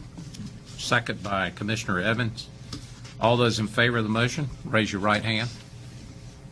Those opposed, vote was 5-1. Okay, item number 2 is Open Door Community Center. And Dot, you're not. I'm not Dot. Yeah. No, Dot's on her way. She's at the city council meeting. So I'm John Rebholz, though, and I'm with the Open Door Community Center, which is the nonprofit that's been set up to address the growing problem of homeless women and children in Beaufort County. I think it's appropriate tonight that you name this month as child. I just did it. Huh? Make sure to get it right because it was 2 of them. Because of Child Abuse Prevention Month and the week of the young child. Yeah. I'm here tonight to really accomplish 2 things. First, to review the problem with homeless women and children and its impact on the services that the county provides. And secondly, to ask that you consider correcting an error that was made in acquiring the facility at Caldwell Farm property from the county. That this structure is the structure that Open Door will use as the shelter for the homeless women and children. As you know, there are 2 current shelters in Beaufort County. There's Zion Shelter, which serves only men, and there's Roos House, which serves just victims of domestic abuse. There is no shelter for women and children. There are 2 that are in the plan, which is Rose Haven, which will service women veterans, and then there is Open Door Community Center to service that piece of the homeless center. First, the problem. Beaufort 360 raised the issue in late 2016. At that time, churches and DSS were seeing an increased request for assistance from homeless women. Now, let me first acknowledge that there exists a stereotype of homeless people. I've been to L.A. and San Francisco and Chicago. You there find them in doorways and park benches and on the street. They're visible. I think it's safe to say that they're really not visible here much in Beaufort County, but that's not to say their homelessness doesn't exist. When it comes to women and their children, they try to keep a low profile, and they try desperately to protect their children. So to determine the number of homeless, we gathered information from existing organizations and churches. We compared Beaufort County to Pitt County and extrapolated the need. Beaufort County school system has the most striking statistic. In June of 2015, they recorded 48 homeless children that were in the school system. By June of 2017, 2 years later, that number has risen to 124. Now, there's lots of documentation on the effect of homelessness on schools, children, and school districts across the United States, and as you can imagine, none of it's good. Ruth's House, which can only take victims of domestic violence because of their funding, received 34 calls in 6 months from homeless women unrelated to domestic violence, seeking shelter. DSS, in that same period of time, reported about 30 contacts. Pitt County has approximately 3.5 times the size of Beaufort in population. Based on their homeless population at the Crossroads Community Shelter, which is 80 to 90 a night, Beaufort's numbers are in the 20 to 25 range. If 1/3 of them are women, which is what the national average is, then we have 7 to 8 homeless women that could use the shelter. So let me give you a recent example. It's not fair to the people that do. A woman and her 7 children came to First Presbyterian Church about a month ago, seeking shelter. The church ended up having to pay for hotel rooms, not having to, but gladly did, to put the family up because there was no other place for them to go. And eventually they found more permanent housing.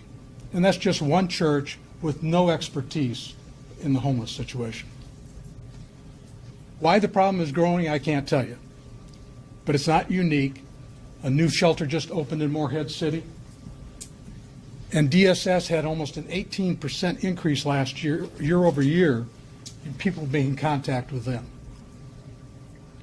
What I can tell you is, after visiting 12 shelters in the surrounding counties, that the nonprofits with passionate people are best suited to handle this problem and deal with it.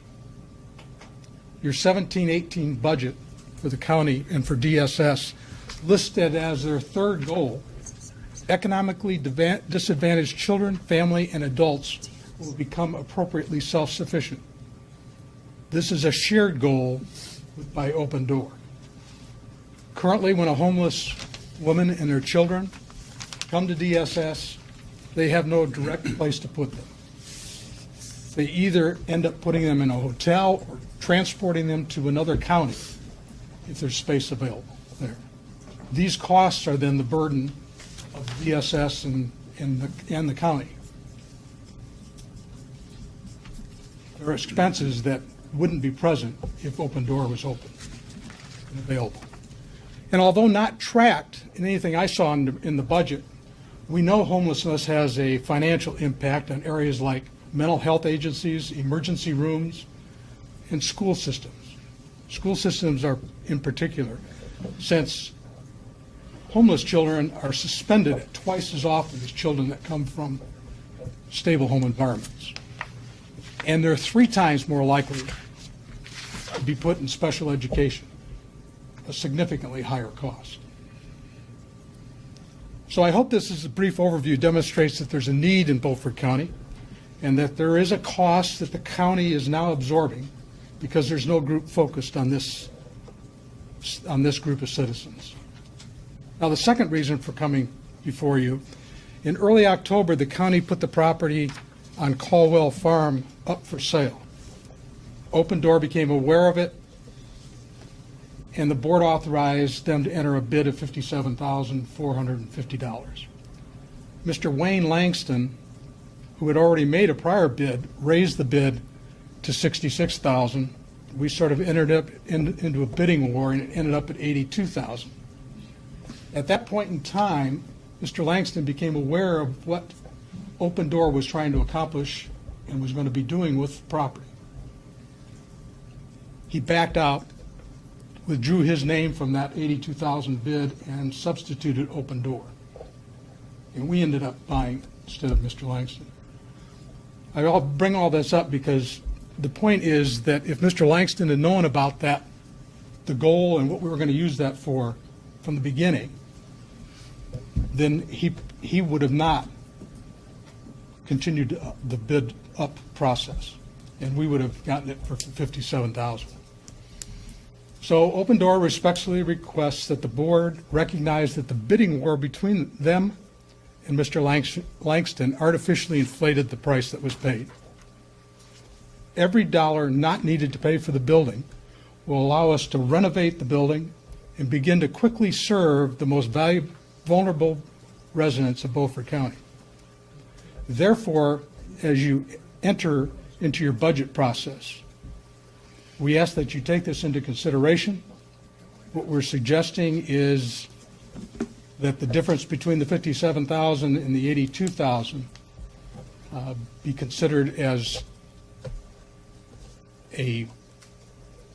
what we would like to the county to assist us with. I know that only 50% of that actually went to the county. The other 50% went to Vidant, and we will be making the same pitch to them. Okay? So, any questions?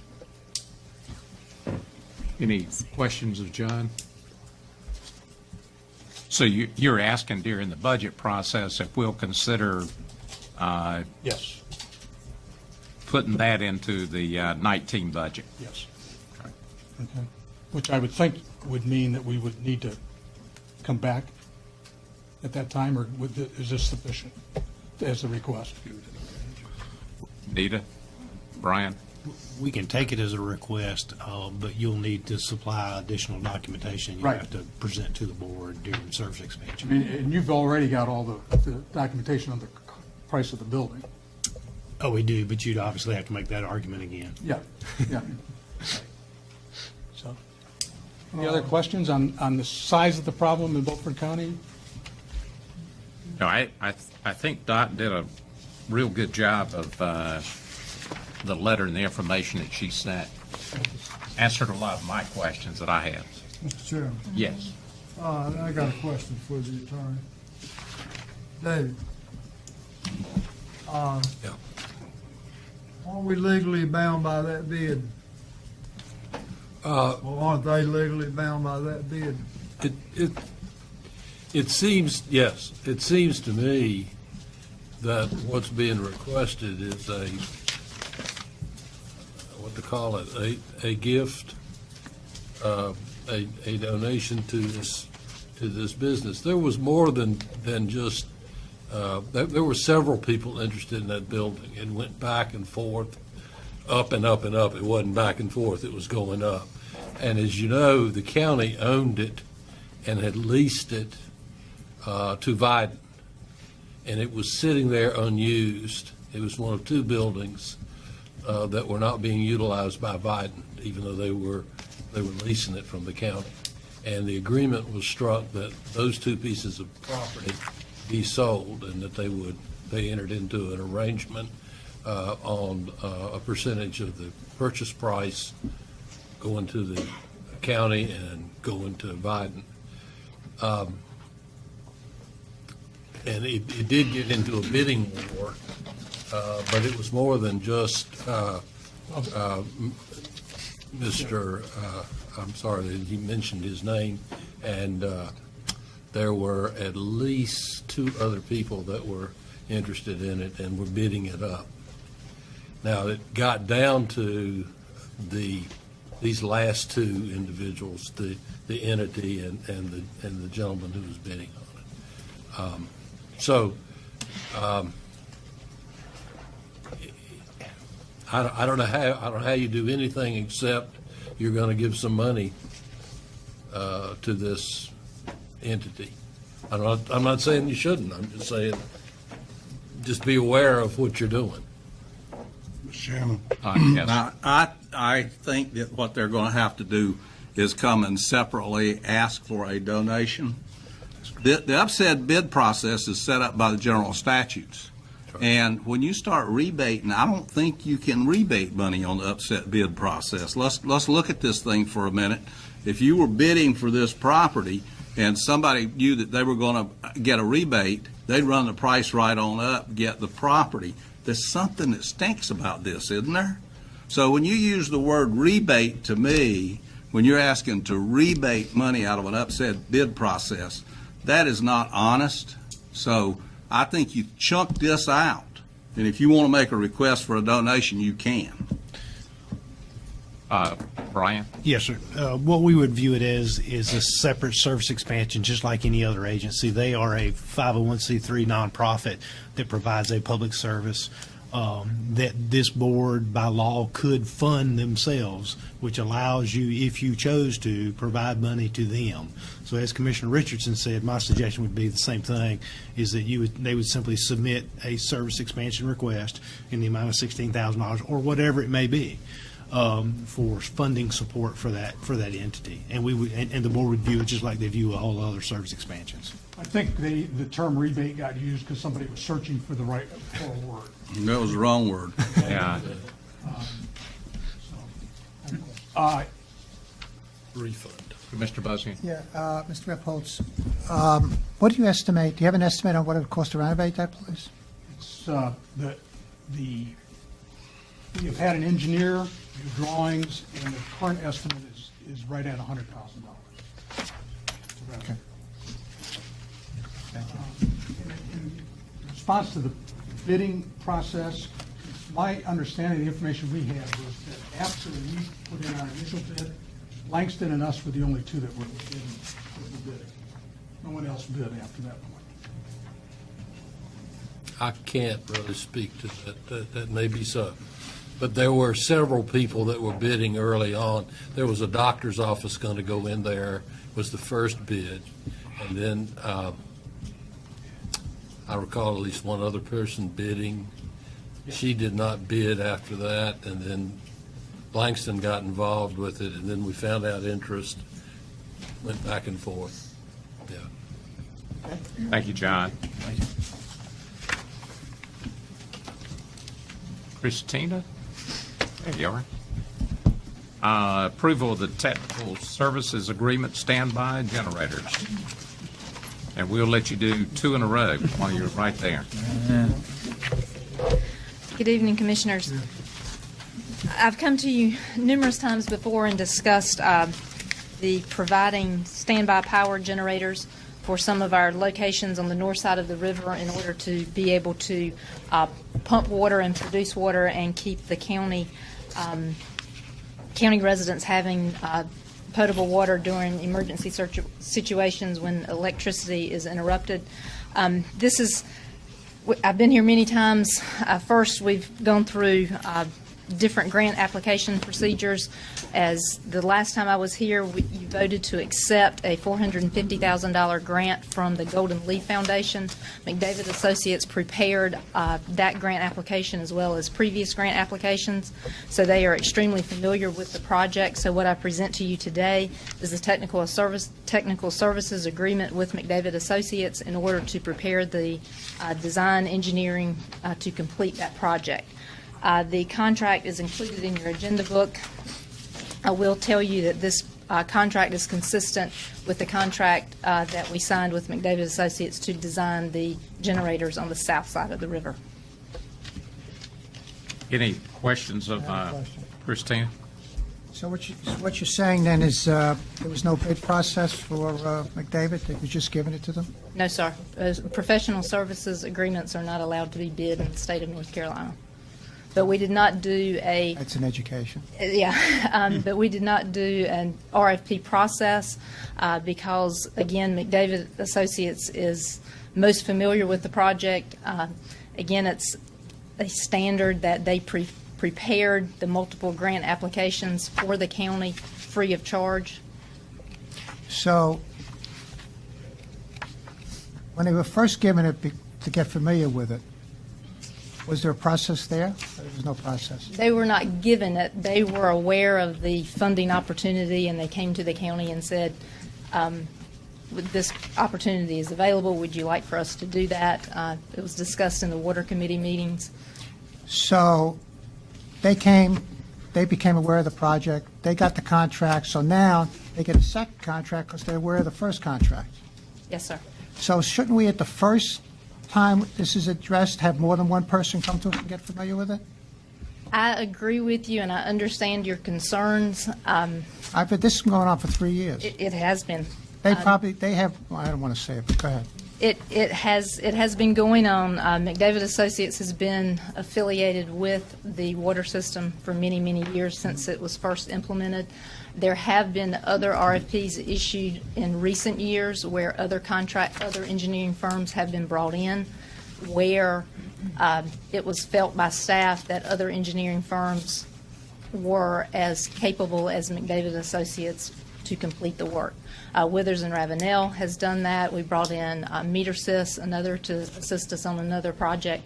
So other firms are being utilized. Let me ask you one more question, and I'll give it back to the chairman. For the last 8 years, McDavid Associate, how many millions? And the other contractors, how many millions? I'd like to see numbers like Well, that. first of all, I've only been here for 5 years, so I can't That's give you fine. numbers back to 8. And I would say it's high. McDavid Associates, there have been the river crossing project. They were the engineer.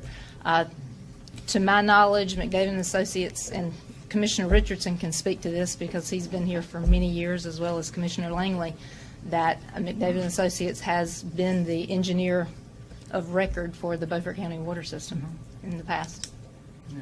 And I keep hearing that, well, they have knowledge of it, so therefore we go to them, and it just keeps, well, it's like a can rolling down a hill, and it never ends.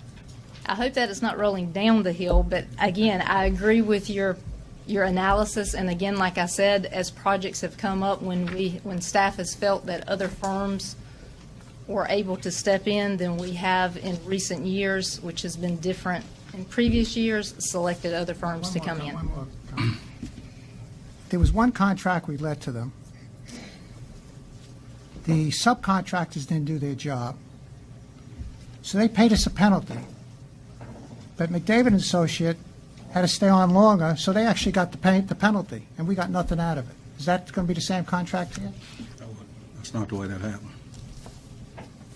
Mr. Chairman? I have the floor. I know that you do. I'm very much aware of that.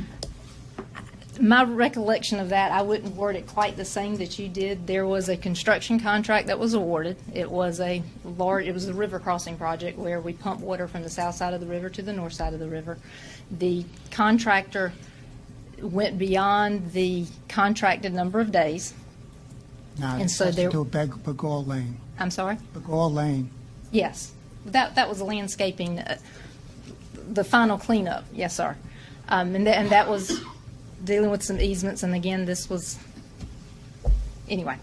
So yes, it was delayed, and then as part of the contract, there were liquidated damages. They were assessed to the contractor, but as liquidated damages in the state of North Carolina, you are only allowed to. This percentage. Yeah, but you're only able to take liquidated damages if the owner proves a hardship.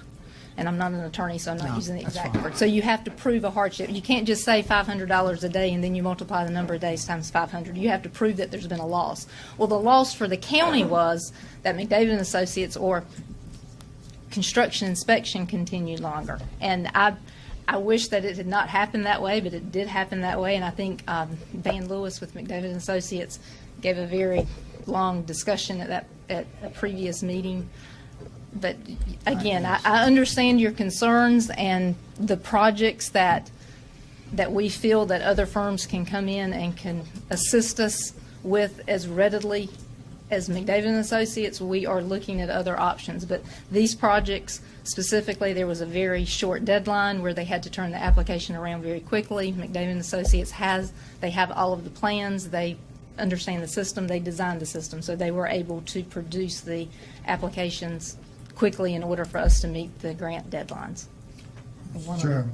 One last question. I promise my last question. Do we have maps or drawings of our whole water system? Yes, sir. Okay, thank you. Thank you, Mr. Chairman. Commissioner Richardson. Okay, let me put this in perspective.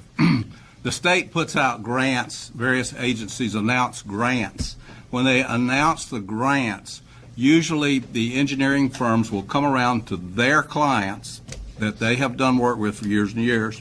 Then they will say, there's grants available if you want to try for these things. We're very familiar with the system. And usually there's a short amount of time, as Christina has said, to get the grant application prepared and get it in. Do you want us to apply? And we said, yes, we want you to apply. These are done because there is we have no revenue to pay them for the preparation of the grant. So in most cases, the engineering firm will say, we do the grant for nothing. And you wind up, when it's over with, and you award them, based on their expertise, the design contract. Now, Mr. Buzzio seems to have a burr under his saddle that we're getting ripped off. He couldn't be further from right, because there is a limit as to what, within the grant process, that the engineering firm can charge for their services. And we have had several over the years. I've been here 22 years. We have had several disasters. We had a well driller, quite an expensive project, who couldn't complete a well, and that got into liquidating damages and a whole bunch of other things. The firm of McDavid and Associates is one of the best firms in the state when it comes to getting grants. They can get grants when nobody else has got grants. They have been very good for Beaufort County. We are way ahead of the game with McDavid and Associates and the things that they have done for us.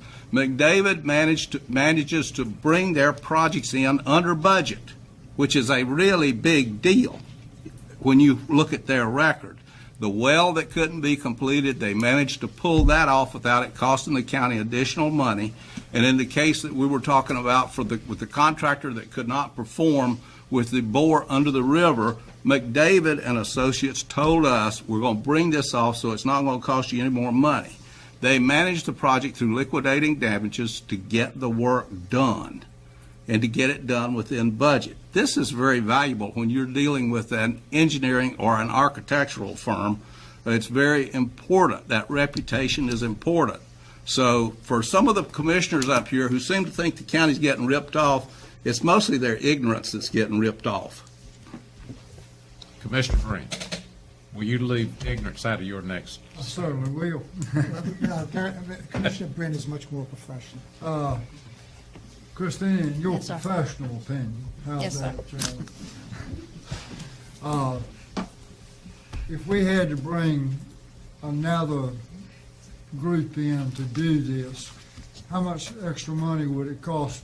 Because they would have to research the whole water system, and how much more money would it cost to have that done than what we're paying now? For us, it would be time, because this grant has been awarded. The Golden Leaf Foundation has awarded this project. McDavid and Associates has accompanied other county staff to the pre-award meetings with the Golden Leaf Foundation, so they are aware of the documentation requirements that are required throughout the grant process, the reimbursement process.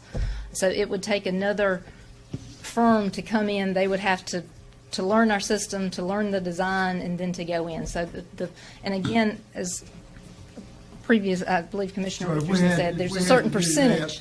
If we had to do that, we wouldn't have time to get the grant money. It would delay the project, Okay, thank you. and it would delay the installation of the emergency generators. Mr. Langley. Yeah, I just want to make a statement, and I say this with all sincerity. When the county hires people to lead different departments, And especially when I feel like it has been a good hire, I trust them to make the best decision for the county. And I can honestly say, beyond a shadow of a doubt, that Mrs. Smith has done an excellent job in looking out for the county's interests. And I know for a fact that she would not willingly allow anybody to take advantage of Beaufort County. Commissioner Evans, do you? I'm on the water committee, so I know what Christina does. Okay. Beaufort County. All right. I'll entertain a motion. So moved. Motion by Commissioner Brand. Is there a second? Second by Commissioner Evans. I think we've already had some discussion, but if there's anybody who would like to say one more thing, I'll let you do it. All right, let's vote. I'll say one more thing. Okay. First, I want to make it very clear, Christine, I wasn't criticizing you. I've had this discussion on numerous occasions with you. Yes, sir. As Commissioner Booth. And it's customary for companies out there to try and get themselves ingratiated, and they do that and most companies, when they do a grant and when they come in, they don't charge. That's common practice in the industry. In any industry you're involved in, for putting the grant together, they don't charge for it because they want to get the contract awarded. Okay. That's it. All right. Those in favor, raise your right hand. Vote was unanimous. Okay. You want to move right into the next agenda item? Yes, and thank you, Commissioner Langley, for your comment. The next item is very similar in nature. It is the approval of technical services agreement, again, to McDavid Associates. And this is, you'll see numerous pages in your agenda packet, and that is because each of the individual water districts, grants were awarded to District 1, District 4, District 5, District 6, as well as District 7. Just as a summary, the projects total $4.9 million, and of that, 3.1 is grant funds, and 1.7 are 0% 20-year loan funds. So again, these are technical services agreements. I went back and confirmed that they are consistent with prior technical services contracts with McDavid Associates in order to manage Division of Water Infrastructure state drinking water reserve programs. That's an important distinction to note because different grant funding programs have different reporting requirements, so it takes a different amount of time to do the process the paperwork for different types of grants.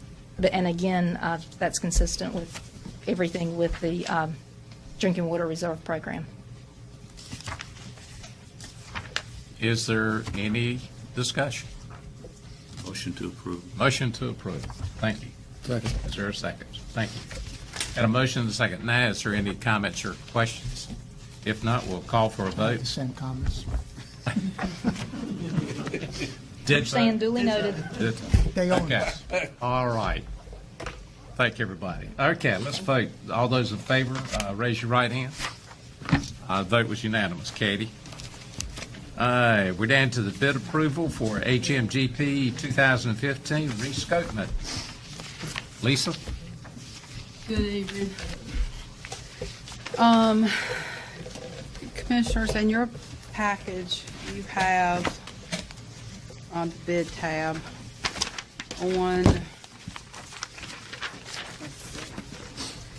we held a pre-bid meeting on March the 9th for 3 properties that are eligible for elevation through the HMGP rescopement funds. Rescopement was an add-on to 2015 HMGP. It was actually extra money.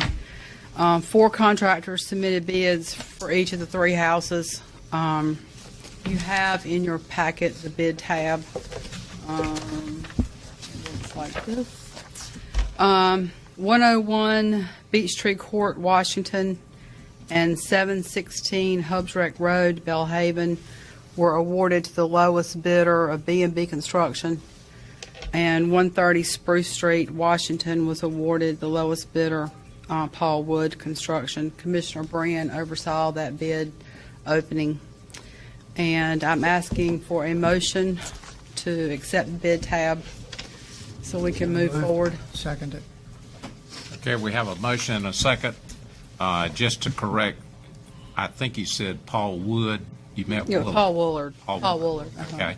Got a motion and a second. Is there any discussion? If not, I'll call for a vote. All those in favor, raise your right hand. Vote was unanimous. Thank you, Lisa. Okay, item number 6, request for salary change. Carney? Thank you, Mr. Chairman and Board. The request for this salary change is for the Emergency Medical Services Operations Chief from 18 to 25.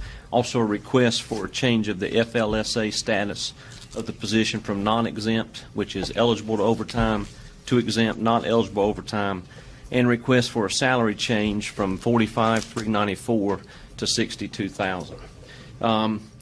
I'm not going to read the rest of that information that you have in your packet that you've been able to look at, but I would like to provide some further information on this request. First of all, the individual filling this position is highly skilled in what he does. He does an extremely good job in that he supervises the most amount of employees in our entire division, 41 full-time employees plus part-time staff. When we look at the position, this position came in a new EMS system, and as the system has started growing, has been able to grow with that system and doing a very good job. We have other employees in the county that could fit under these same kind of categories, highly skilled in their job, and are doing a good job where they are. The third thing is the kicker for me being in front of you today, and that is this request is actually to save some money for the county. And if you look at the overtime that is considered in this position of what's been paid already this year, it's an extreme amount of overtime. I'd like to explain that piece because when you first look at that number, it kind of gets your attention. So EMS is different than any other shift position that we will have in the county. It's on a shift 24 hours on, 3 days off. The reason for that is because of the overtime pay. You either do it that way to pay the least amount of overtime, or you have to have exactly double the amount of manpower to work them at 12-hour shifts. So the way we're set up for 24 hours versus 72 hours off, it automatically in our base level pay puts somebody making about $6,000 to $7,000 overtime, just part of their normal salary, and that's coming to work every day. Each time you move up in position, like to the supervisor position, that goes up to about $9,000 of normal overtime pay that's just calculated into your salary. This position is an 8 to 5 job, and so it supervises all of the EMS, but the current salary that is an exempt position, the current salary is based on that 8 to 5. The need for this overtime has to do with we have 4 supervisors that supervise our EMS system, the actual on-duty time. Whenever one of those is out, I request that another one of those supervisors or this EMS chief take that position because they're the first level to any challenges we may have across our system. So in that, it really puts it down to only about 4 or 5 people that are filling this one spot. And so when you take the position in question, which normally works 8 to 5, ends up having to fill in for one of those supervisors, going to a 24-hour shift, it's 24 hours of overtime at one time. And so when we look at that, you see the overtime up to date or up until the time this was submitted was at $21,124. If we averaged out the overtime that's going in place, this position would make over $70,000 in a year. And so in conjunction with the MAP study of where this position would be, what's happening in filling the position with a proper individual for this supervision position of the EMS staff, that's where this overtime is coming from. It's recommendation of myself, of the individual, along with the county manager and human resources director, that we try to make this adjustment, stopping the overtime, making it a exempt position when we look at it, and giving a salary that would be comparable, still not completely matching where the MAP study would be for the position, but putting it at a salary that would be comparable for the things that are at hand. Carney, does this pass the Fair Labor Standards Act? Completely. So moved. Got a motion on the floor. Is there a second? Got a motion by Fuzio and a second by Commissioner Brand. Any discussion? Yeah. Who's going to work those hours that he's working now? He's still going to work. He's still going to work some of those hours. Now, is he going to work every one of those hours?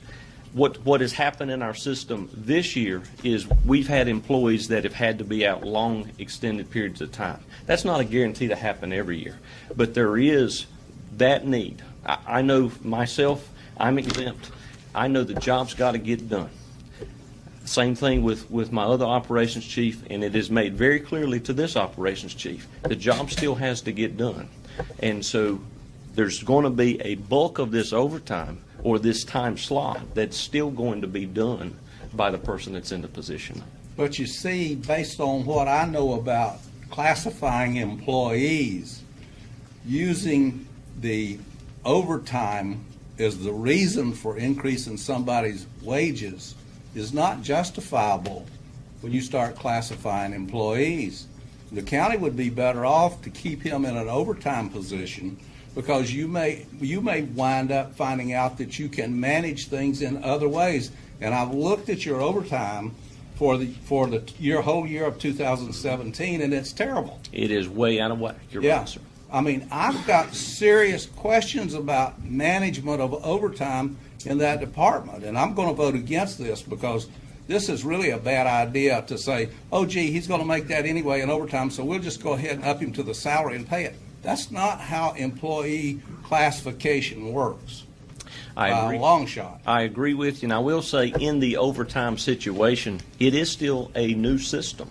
And we gained additional district last year. We actually took that district in budget-wise less than what we have set ourselves it normally sets to take up a station, which is $500,000.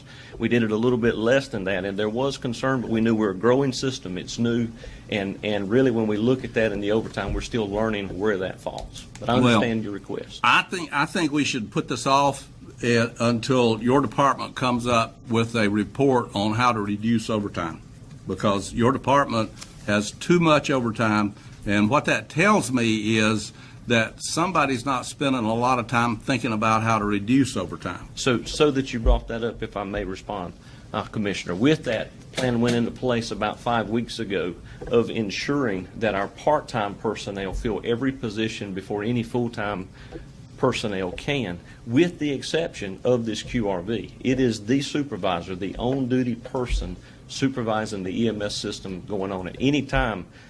Usually we're A-okay, but at any time something can happen which mandates that person have that experience level to be able to answer questions and do things until the on-call staff comes in. Well, I just can't support it for the reasons I gave. Any other comments? Okay. All those in favor of the motion, raise your right hand. Those opposed? Vote was 5-1. Thank you, Carney. All right, item number 7 is the vehicle purchase request.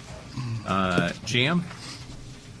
Mr. Chairman, if I may, before we start this, we're some of these motions are made really quick from the hip. I think we need to have a period of discussion before we start making motions. Okay. Commissioner, hope everyone's doing well. Start with, I have a 2005 Chevy Impala with over 125,000 miles. It has a blower motor issue for heat, a compressor issue for air conditioning, power steering pump issues, paint spilling from the top, water leak, an old car. And I also have engine problems that the light keeps coming on, and we still haven't figured out what that is. So my plan was to put this into next year's budget, and I did put it into next year's budget. I've already made that recommendation to the county. But then we received some extra money from the state for a performance fund that, which came to the environmental health section. And so I went through and looked at the budget and saw money that we have that's already been approved. And so if I put that $8,000 from that and combine it with the mosquito supply money, then I have enough money I can go ahead and get that this year and then take it out of next year's budget. So that's why I'm here to ask for. So you're not asking for an increase in the budget? Correct. Okay. I guess one of the problems that I have with this is for environmental health, right? Yes, sir. Don't they put augers and carry equipment and go out through the weeds and then doing stuff? It depends, and a couple of people do that, but that's not for this vehicle. This vehicle is one that does restaurant inspections and is run by the supervisor. This particular vehicle. I had a question about it being a Chevy Malibu. I'm wondering why not a pickup truck or something like that that's more serviceable. Because this is not one that's going out in the field for the wastewater septic site systems and evaluation. Entertain a motion to approve. So moved. Got a motion by Commissioner Langley. Is there a second? Second. Second by Commissioner Evans.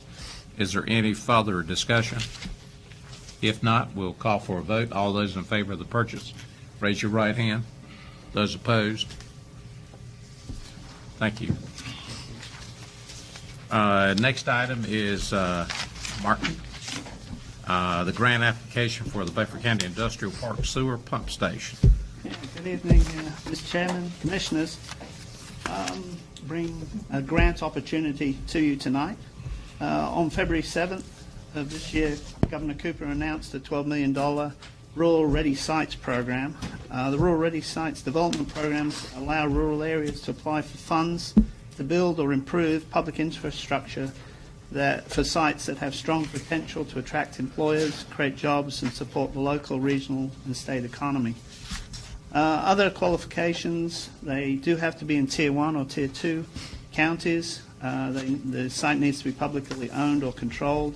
Has to be a minimum of 50 contiguous acres, and funds can only be used to construct public infrastructure. We have been trying to have the Beaufort County Industrial Park at Chakawinity certified by the Economic Development Partnership of North Carolina for quite a while, since 2013 actually. The issue there is that the certification requires that we have 300,000 gallons of sewer per day based on average flow. Right now we only have 80,000 gallons. To increase that capacity to the 300,000 gallons required to certify the site is at a cost of about $911,000. That project would be eligible for the grant funds. However, there is a 25% match needed, which is about $227,750. Also, since we've been trying to have this site certified since 2013, the Phase 1 environmental study and the sorry, I lost my place. The environmental study and the wetlands determination have actually expired. They're over 4 years old, so that would be another $15,000 on that. So this is an opportunity I bring to you. It is one of those opportunities that the state has put in place, and it's really whether you wish to take advantage of this at this time. Questions for Martin?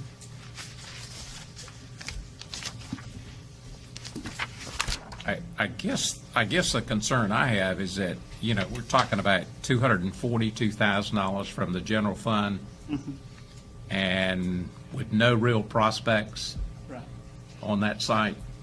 I'm not in favor of making the application. I understand. Is there, excuse me. Go ahead. Is there any possibility of negotiating, of the standards changing, or? I've spent the last 3.5 years trying to do that. And they have been adamant that they want the 300,000 gallons. No, but within the grant, is there any flexibility within the grant? This is actually funds from what's called the Industrial Development Funds. Basically, they took, I think, well, $10 million of that fund and $2 million from the General Assembly put into this. And the 25% is a regulation of the larger fund. So you can't get around that? No. You know. Not as currently written. And Martin, I would be in favor if you tell us that we need to move forward. If the environmental determination, that assessment has expired, Is that something that's pretty vital for us to go ahead and redo that? Well, Is that a without 40-year? the 300,000 gallons, You don't need we it? can't certify it. And probably if a client did come in, we'd probably need to do that anyway additionally. So there's no advantage to doing that without the whole thing? The thing with it is we have all the data as though it was certified. We just don't have this one piece. And I regularly send all that data out to clients. It's just a matter of, it's not in the state system as being certified. The big expense in this is the storage that's necessary in order to be able to cycle the pumps so you can get the 300,000 down it's a 4-inch line, I believe. So you're gonna have a set of pumps that's gonna be coming on about every 30 minutes and then shutting down. And in order to use, you're gonna have to use the line 24 hours a day. Yes. That's what it comes down to in order to make it work. Yeah, now that was a saving because to what you're saying, if we had to increase the size of the line, then that took the project to about 1.5 million. When I saw the storage, I knew what it was because that's one of the ways to get a lot more capacity out of a pump station. Yeah. I'm feel like the chairman, and that is the fact that we have no prospects on this site and that we've been sitting there for some time. Of course, I guess the other argument is if you build it, they will come. Right. Argument too, if you had the capacity, you might be able to attract another industry that maybe would not come. How long does this fund last? Is this a one-time shot, or is there a life to it? This is a one-time shot for this program, but the Industrial Development Fund is actually monies that are recovered from the JDIG program. And so that actually will go on, so we could in the future apply. Yeah. If you were to get, say that somebody did want to go on the site, then we could go back to Commerce with their other funds and apply for a grant that might let us satisfy whoever. Because, at 25, if you're just talking, you're not talking about processed water here. So the capacity, 80,000 gallons, you have 25 gallons a day per employee is what you're required to have. That takes care of 3,200 employees. Yeah. Yeah. So if you were bucking this thing up to the volumes that Martin's talking about, you're talking about an industry that uses processed water, processed wastewater or water. And if they're using processed water, that comes to Washington for treatment, then you're going to be over negotiating with the city of Washington to take that wastewater and to treat it and do what they need to do. But I like the plan that you presented from the standpoint that there is a backup. If somebody were to want to come here, we can service them. Right. Yes. And the reason this program exists is that this program wasn't being utilized. And so in some ways this was a marketing attempt by the governor to push the money out. Well, I want to say this to you. I know people take grant money as fast as they can get it because some of these guys like McDavid are real good at getting grant money. Yeah. But, if you see changes in this program where, it was like 10%, come back to us. Okay, I will do. Mr. Chairman. Yeah, Commissioner Brand. Martin, is this grant, is it time sensitive right now? Yeah, well, as I say, this part of it, of this program that the governor has created, yes. It's actually the application is due at the end of this week. The Industrial Development Fund, however, goes on. So in that sense, no, although they'll obviously spend a lot of the balance of their funds in this, and that is the idea, that they basically had 10 million sat there, not in infrastructure. So the governor said, hey, let's get the money out into the sites to hopefully create some jobs. Well, I like the plan. I'm like Commissioner Richardson. I like the plan. I just don't like thoughts of taking that much money out of the fund balance right now. And, February to now, it was very quick process of trying to get something done. It's good information, but I don't think we can use it right now. Okay. We highly encourage you to come back if you have a prospect. I think this group would be more than happy to try to move forward to make that part work. And I hope I have to do that next meeting. Yeah. Thank you very much. Thank you, Martin. Okay, we're down to item number 9, the resolution ordinance for notifying the designated parties with prisoners when prisoners are admitted to the hospital. Commissioner Richards. Well, at the last meeting, we voted to move forward with an ordinance that would require the sheriff to notify whomever a inmate might put on his forms when he's checked into the jail if that inmate is admitted to the hospital. And we voted to do that. The vote was 4-3.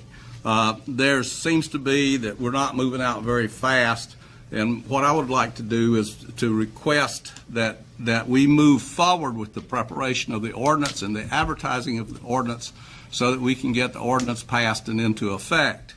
That's what I want to move forward with, and I want to know why we're not moving forward with it. Brian?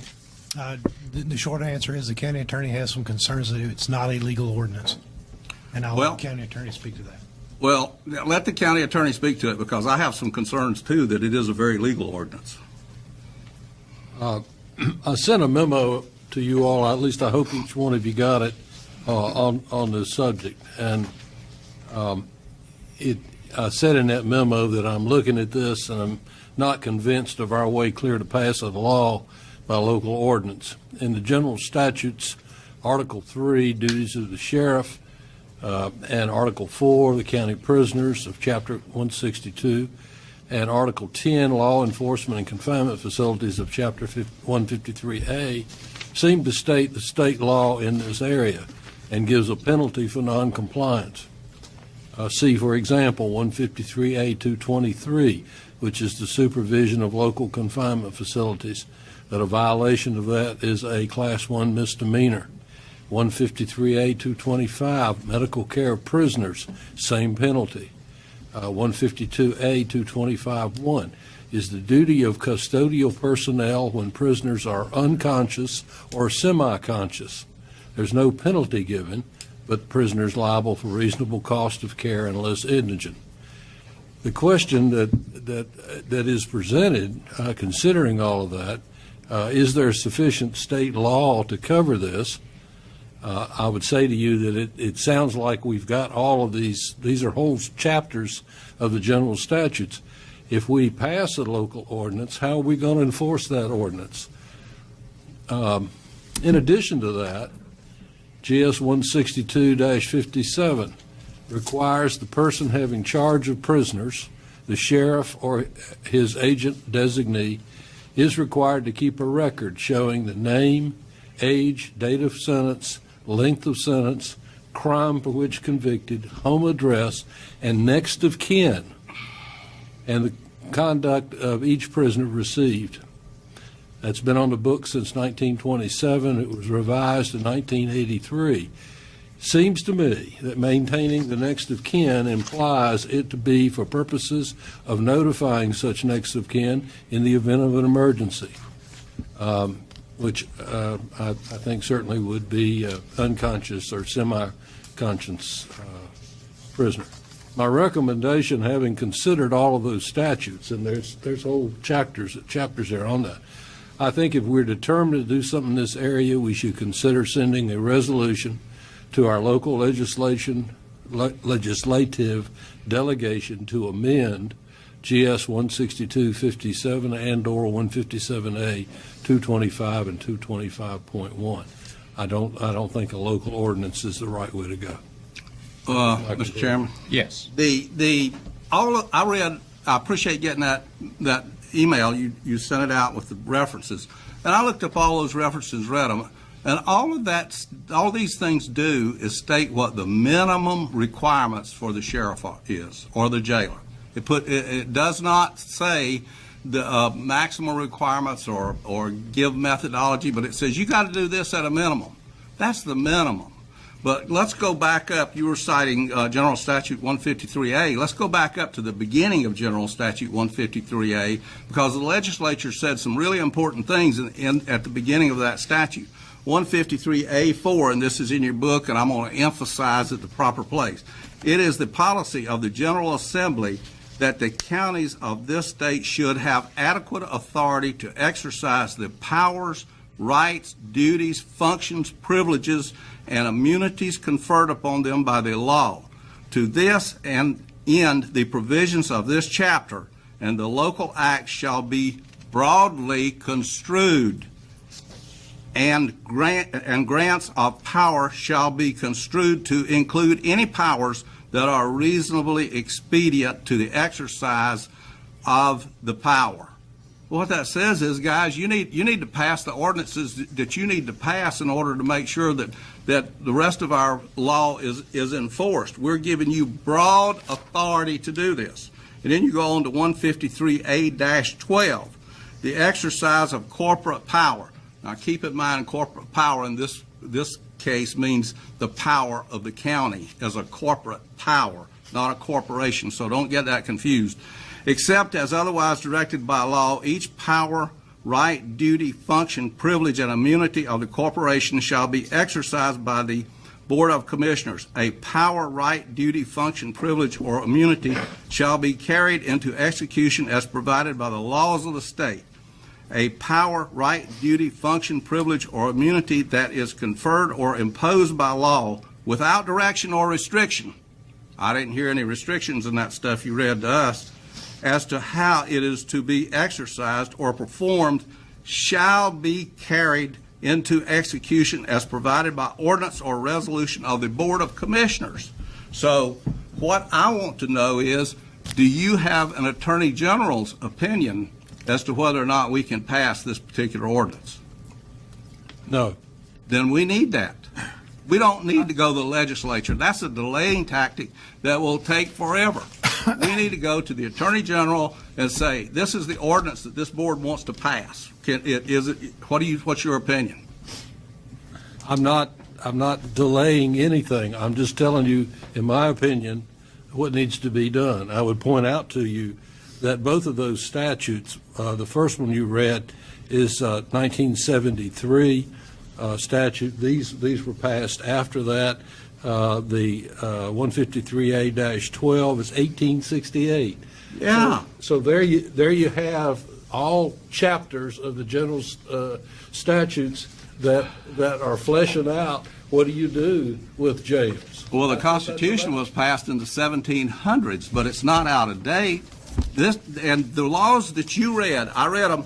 They don't say except as provided in 153A-4 or put any restrictions on the two statutes that I just read here. So we need an opinion from the Attorney General if you're going to drag your feet on this issue. Commissioner Buzzy. Thank you, Mr. Chairman. First of all, David, I want to thank you for your clarification on your email that you sent out and the statement you made there.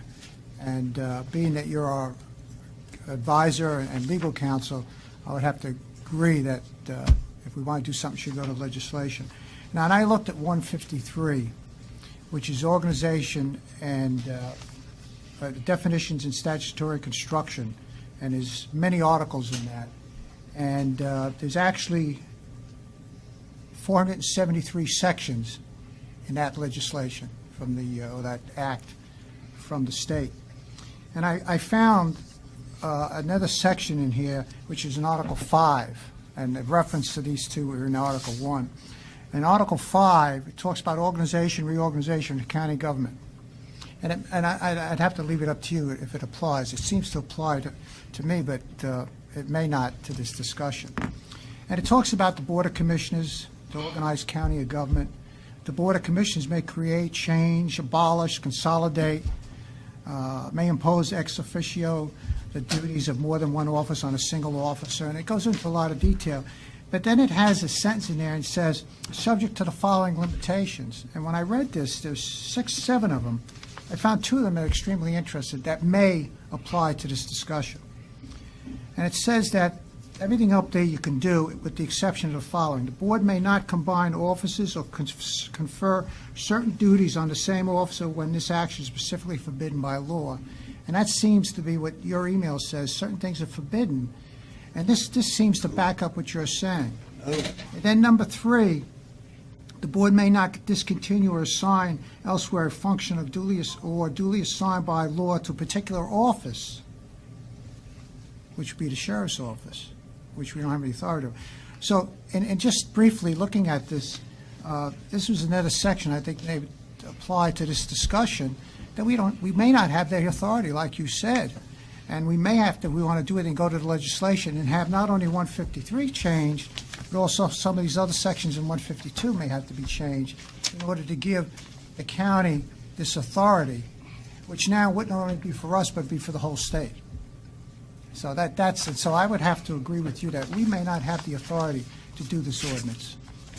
Thank you, Mr. Chairman. Mr. Chairman, I am making a request of the county attorney that he go to the Attorney General with the presentation of the ordinance that we want to pass and ask if we can pass this or not. Let's get an opinion. If you've ever been on the floor of the legislature, I happen to have, the legislation flows back and forth between the House and the Senate. You can walk in up there with something that says the sky is blue, and by the time they pass it back and forth between them with the changes and it goes through the committees, you don't know what you're going to get. Sending something to the legislature like this is a delaying tactic unless we get opinions from the Attorney General that you're going to need a new law in order to do this. And it makes you wonder why the two that I read, it's number 4, talks about broad construction. Why would the writers of 153, and these guys say there's 400 and something articles within that, why would they go to the trouble to make this statement at the beginning of this, of the interpretation of broad authority? There is nothing in what Attorney Francisco has presented to us that limits the authority of the two things that I just read, or limits the ability or the authority of the county commissioners to run the corporate governmental affairs of Beaufort County. It's not there. Mr. Chairman. Mr. Brand. I agree that going to legislators would be a delay. I'm not so sure it's a tactic, but it would be a delay. Whatever, I'm in favor of getting this ordinance in place, but what we need to do is make sure that we're within legal standing. And if you call the UNC School of Government, or as Commissioner Richardson said, make a call to the Attorney General and just get an opinion from him. I think that would be the way to handle it. And let's don't make the wrong decision right now. I just want to make a comment. You know, it's sad that we're having this conversation when all we hear all the time is how great a Christian we are. And if we were who we say we are, we would have compassion for people, and we would not be having this type of conversation. Christ was all about love, and when you say that you are a Christian, that's what you're saying. You're like Christ, and Christ always looked out for the least of them. Anybody who cannot take care of themselves, he was always there for them. And we, as a society, we've got to get to the point where people are important. There are no throwaway people, and we should have compassion for everybody. And that's what I have to say. I want to say one further thing, Mr. Chairman. Okay. Go ahead. Since everybody's talking once or twice. First of all, when we move forward for an ordinance, has nothing to do about passion. It has to do about the legality of it. Otherwise, we don't want to open ourselves up for a lawsuit. Now, if we're going to go forward with getting an opinion from the Attorney General, which I have no problem with, we want to do that. But we also better make sure that we look at the HIPAA considerations, which is the Health Insurance Portability and Accountability Act of 1996, because there's a lot of information in here that talks about what information can be transferred and who can transfer it.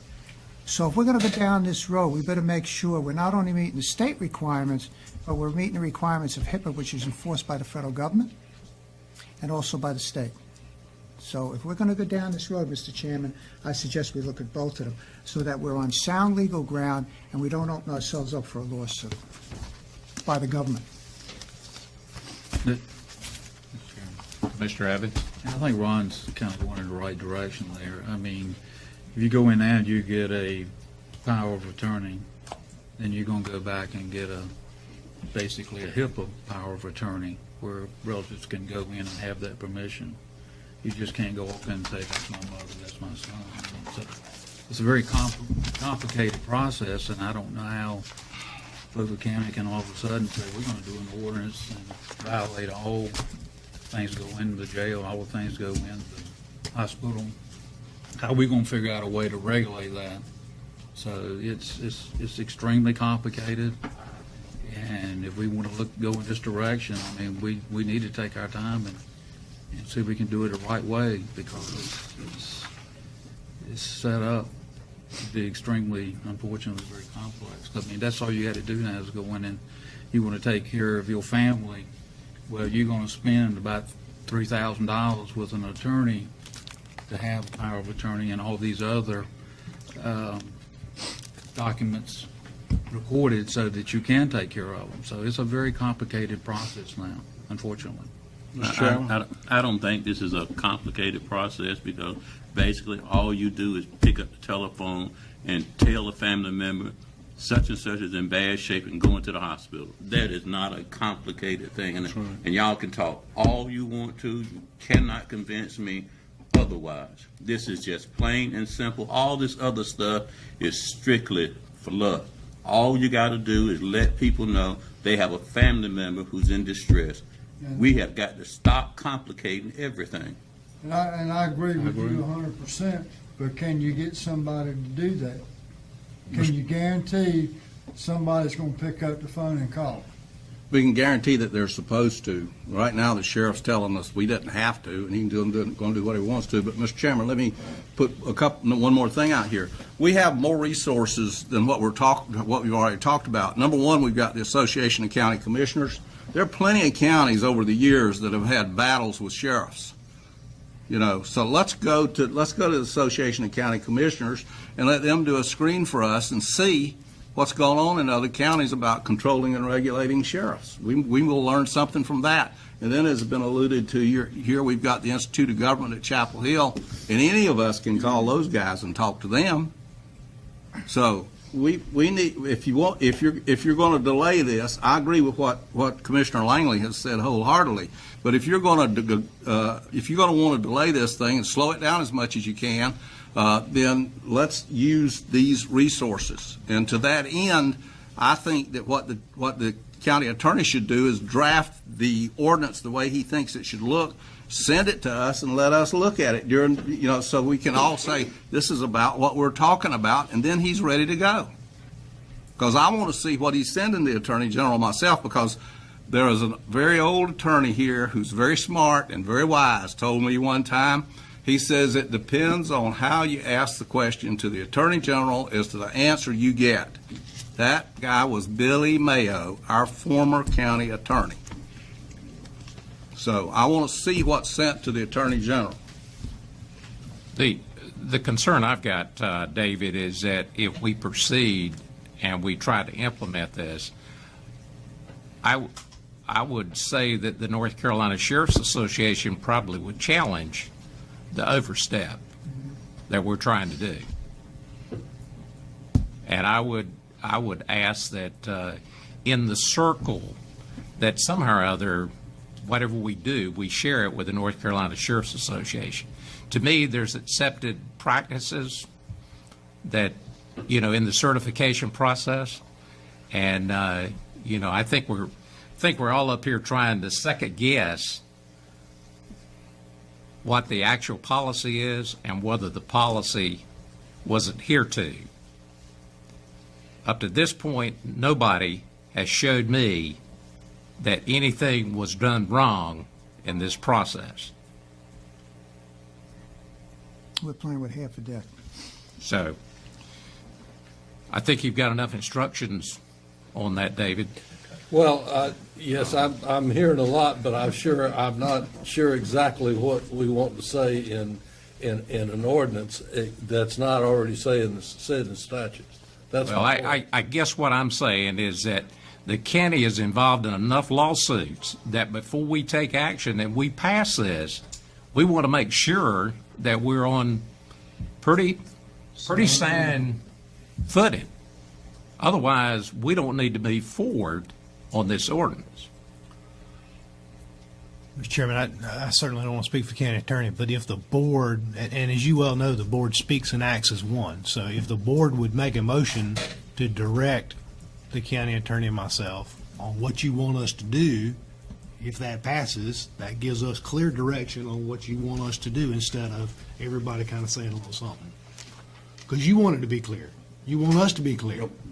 So if the board will formulate that and pass that down, then we'll certainly be glad to act on it. But our goal is to ensure that the board has provided the best information they can get so that you don't get in trouble going down the line. I'll make a motion. Okay. Let me try this, see if the board agrees with it.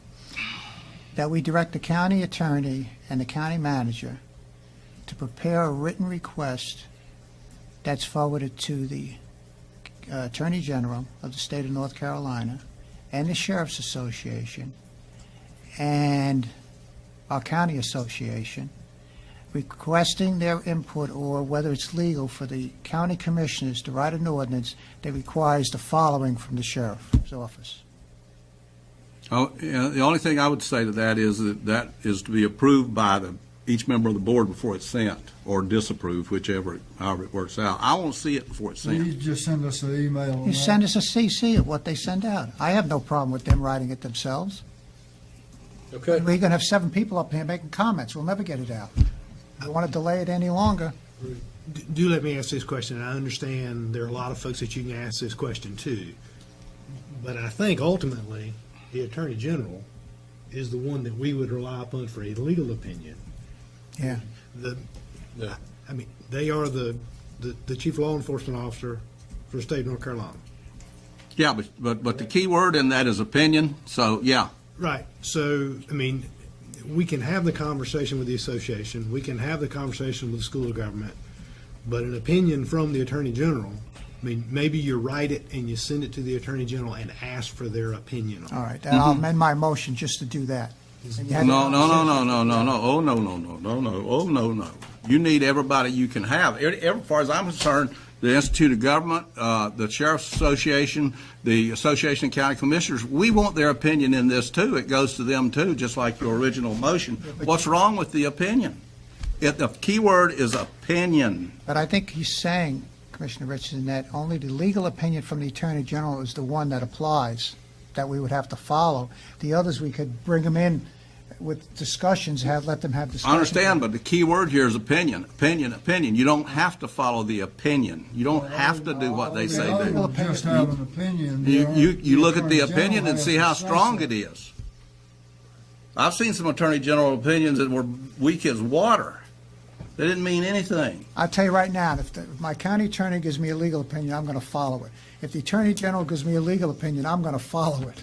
I've been here 22 years, and the county attorneys that were here before will tell you I didn't follow their opinions. I challenged their opinions, and you should be challenging their opinions too, because they got a political position that they pushing too. Hey, your whole discussion here is political anyway. Let's not go down that road.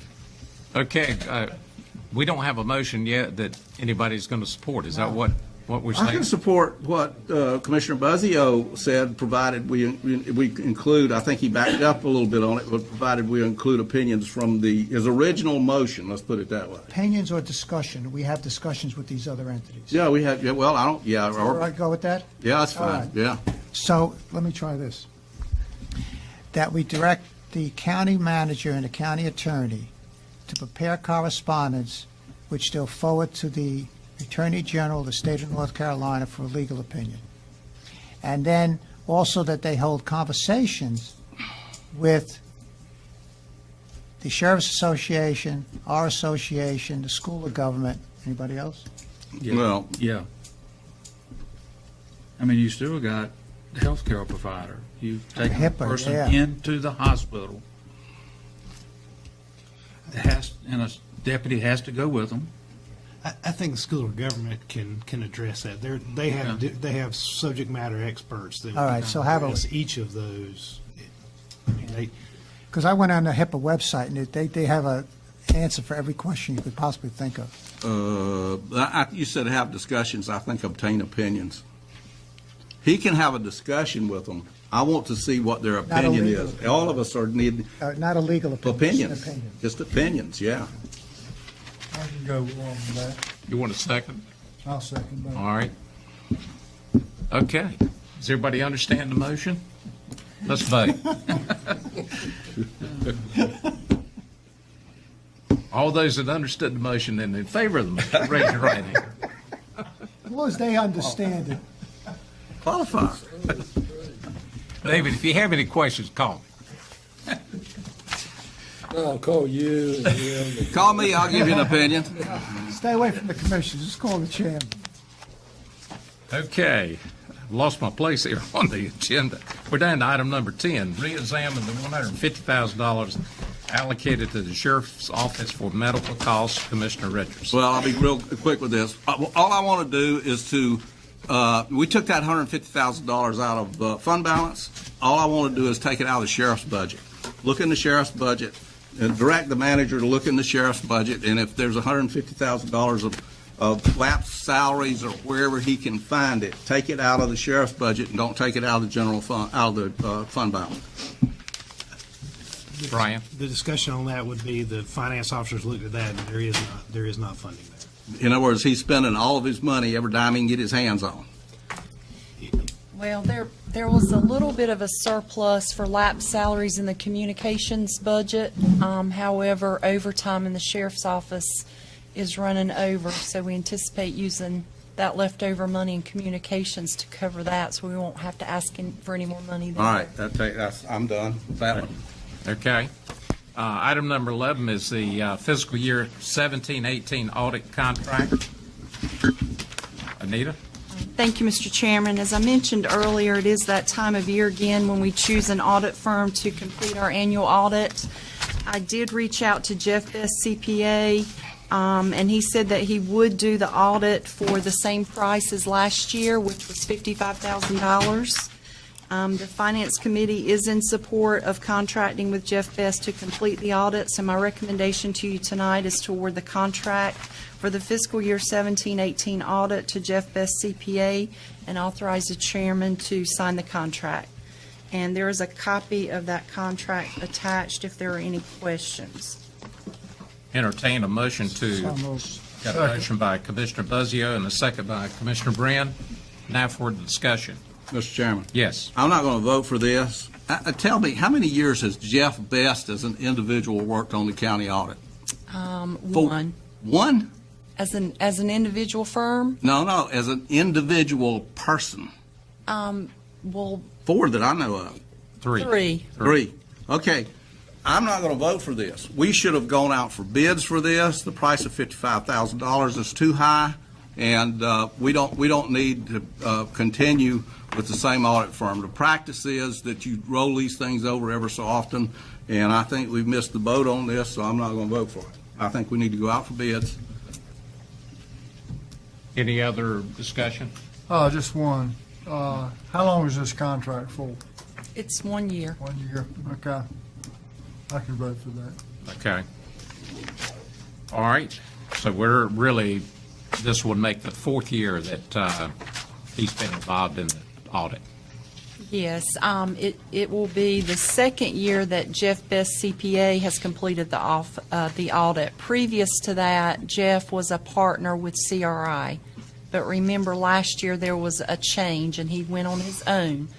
So, but as far as Jeff himself being involved in the county's audit, it will be the 4th year. Okay. Got a motion. Got a motion and a second? Motion and a second. No more discussion. All those in favor of the contract, raise your right hand. Those opposed, 5-1. Okay, item number 12, the radio communications project lease agreements. Brian? Thank you, Mr. Chairman, members of the board. Attached, you have 2 sublease agreements and 2 lease agreements with the state of North Carolina for use of the Viper infrastructure. This is actually the Viper Towers. It supports the county's radio communications project. Once we have those, these have gone through the Council of State and have been sent to us. County attorney has reviewed them. Once they've been approved by the county, we can send them back and we can start installing our associated radio equipment on those Viper Tower sites. So we would recommend your approval. Heard the recommendation. Do I have a motion to approve the leases for? So moved. Second. Motion by Commissioner Brand and a second by Commissioner Evans. Discussion? If not, all those in favor of the 4 different leases, raise your right hand. Those opposed? 5-1. Item number 13 is the County Water District's reorganization projects. Brian? Yes, sir. Let me get there.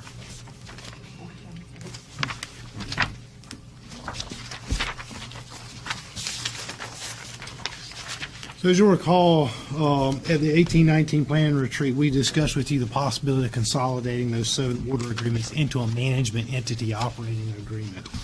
That was done under the consultation with Bob Jessup, who is a bond counsel attorney who specializes in, there were some concerns about the bond covenants and those things relating to it. He's looked at it and he says that they've done it with other entities before. He would essentially consolidate those under a management entity. The county would act as the management entity to run that entire system. The districts would stay as the districts because you can't dissolve the districts until the debt is paid off. However, we wouldn't have to track individual, how much this goes to this one, this district. It would be operated as a total system, as I believe it was intended originally to be. In order to do that, we would need a rate study to be done so that we know what the rates need to be to support the entire system, because we have multiple rates across the system right now. That would also include knowing what our capital improvement projects were throughout the years so that we fund those correctly. So what you have in this proposal is you've got a rate study proposal from W.R. Martin to do that in the amount of $36,400. That's a not-to-exceed figure, and it could be less based on the number of meetings they have to have with us. You've got a proposal from Sanford Holzhauser to draft the final management agreement. That's done at a not-to-exceed cost of $4,500. And then what we need, if you move forward with that, if that's an agreeable, what we need to understand from the board is what kind of time frame do you want to put in place to roll these, to bring these rates together. You'll see item number 3 there shows that the spread from the high to the low on our water districts, across our water districts, is $11.24. District 5 is the highest at $38.64, and District 2 is the lowest at $27.40. So we would not recommend to you that you immediately just change everybody.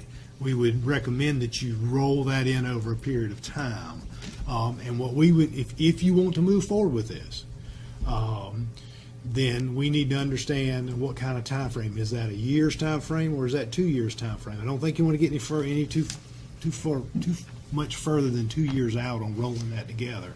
But it keeps that, it would minimize that immediate sticker shock from the highest to the lowest, and all of a sudden, one going. When you say roll it in, would you mean combining like 3 water districts to begin with, or do it all at one time? What I'm talking about is all 7 districts, and then we would look at the rate study. We've got to do a rate study to look at all 7 districts and tell us what is the appropriate rate to charge across all 7 of those districts, a uniform rate across all 7 districts that would pay for the operation of those districts and provide for the capital needed to continue to, provide for the system. Once we know what that number is, we need to know how long do you want to take to get to that rate, because you got some that are going to go up, you got some that are going to go down to get to that final rate. But you're going to have negative cash flow while you're rolling it up. You're going to have some. Yeah. But you've got a fund balance that's built up in there, and they'll look at that when they're doing the rate study. but Joe is going to be paying what part of Sam's water bill. That's right. I mean, you know, if you're in one of those $29 or $39 districts that's $11 higher, you're going to be for this because the River Road crowd out here that have the oldest district that's paid down and has probably the lowest rates. Yeah, your rates are going up. I know. You know, so how much money is, if we do this, how much money is this going to save us? How much money is it going to Yeah, save? how much money is it going to save us? I don't know as I can put an actual dollar amount on that. Because what we'll be able to do is consolidate our resources. I mean, the way we do things now is we break stuff out, and there's just there's a lot of mess that's involved in it. It's not very clean. I mean, if the board doesn't want to move forward with this, we're happy to do this. This was something that was brought for the board's consideration, because that's what we had heard the board say at the planning retreat was you wanted this to be a uniform rate across all 7 districts.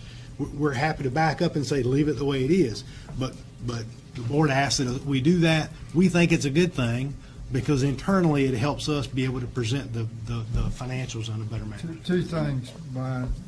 How long does anybody think that it would take to get everything? That's up to the board That's to up to decide us. how long you want to bring those together. I understand that, but there'll be a time frame there before this low end gets, and the high end comes down and the low end comes up. How long will that take? That's up for the board to decide. I would say no more than 2 years. I don't think you want to do it in 6 That was months. the I don't question think you I want to was do it. Yeah, I don't think you want to do it immediately. I think you want to phase it in if you do it. Again, this is for the board's consideration. We want to give you all the information and let you make an informed decision on what you want to do. I don't think until the consultants come in and do the rate study, we're even going to know. Yeah.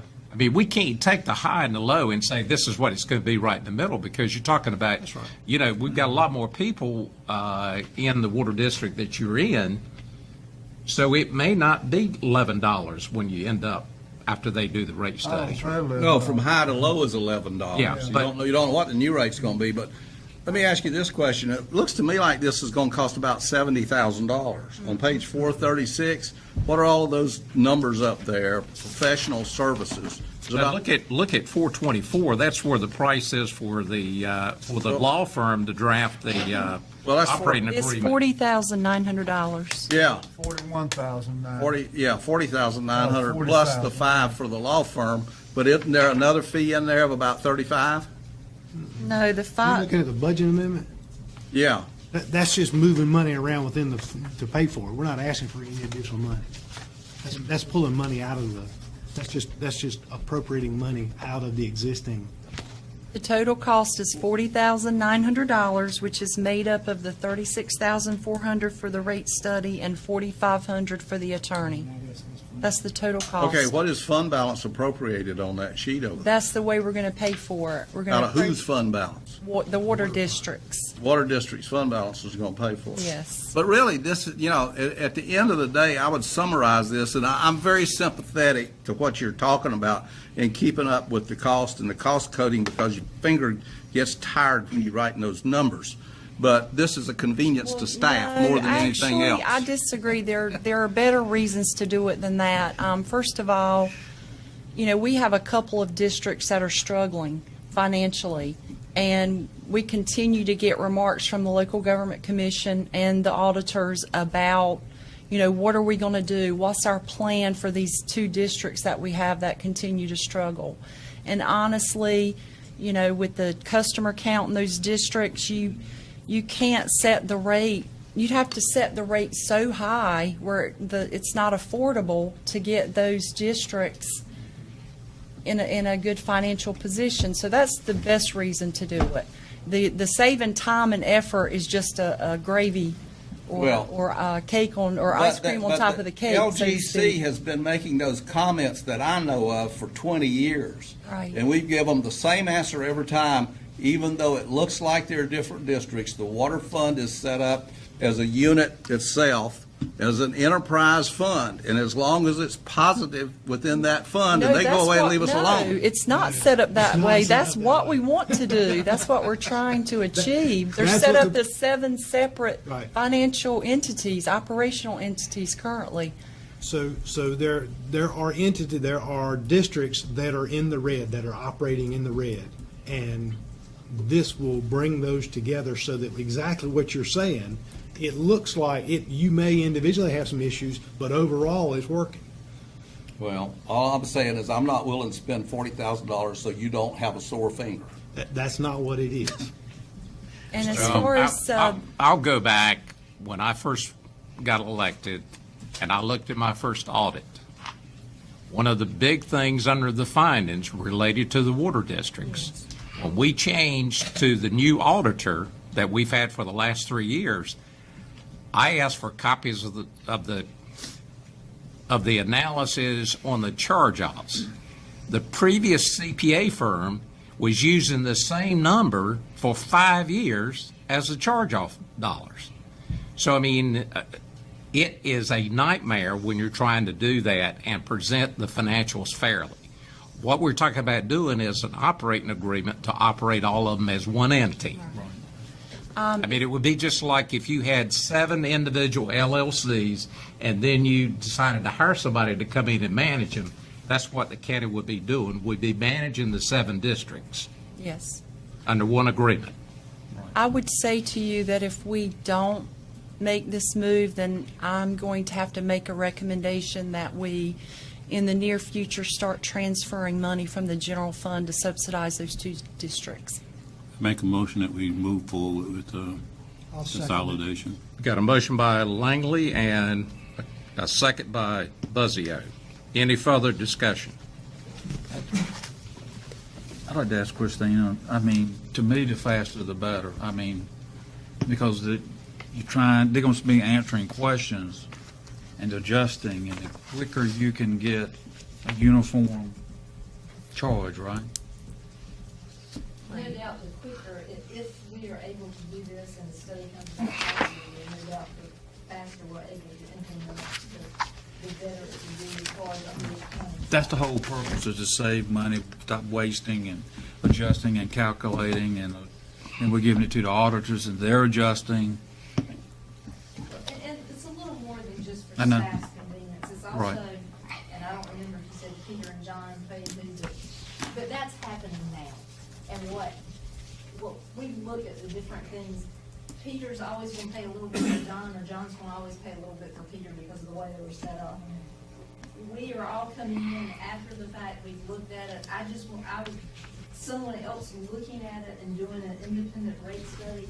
If we are going, if someone's going to be paying a portion for someone else, we want it to be as fair as it can be. And I personally don't believe the way it's currently set up, it is that way. Because Right. there are decisions being made each and every day by staff, how things are allocated. That's an internal problem that has to do with bad decision-making. I don't know about Bad, decisions, yes, it but does. That's what we're trying to do, is trying to make good decisions by, and if someone. I'm going to say one thing and I'm done. Guys, in politics, sometimes the most nitty little things cause the most trouble politically. And when you get people in this county talking about, we're paying his water bill, and it's because of those commissioners, just be aware of the political consequences of what you're doing.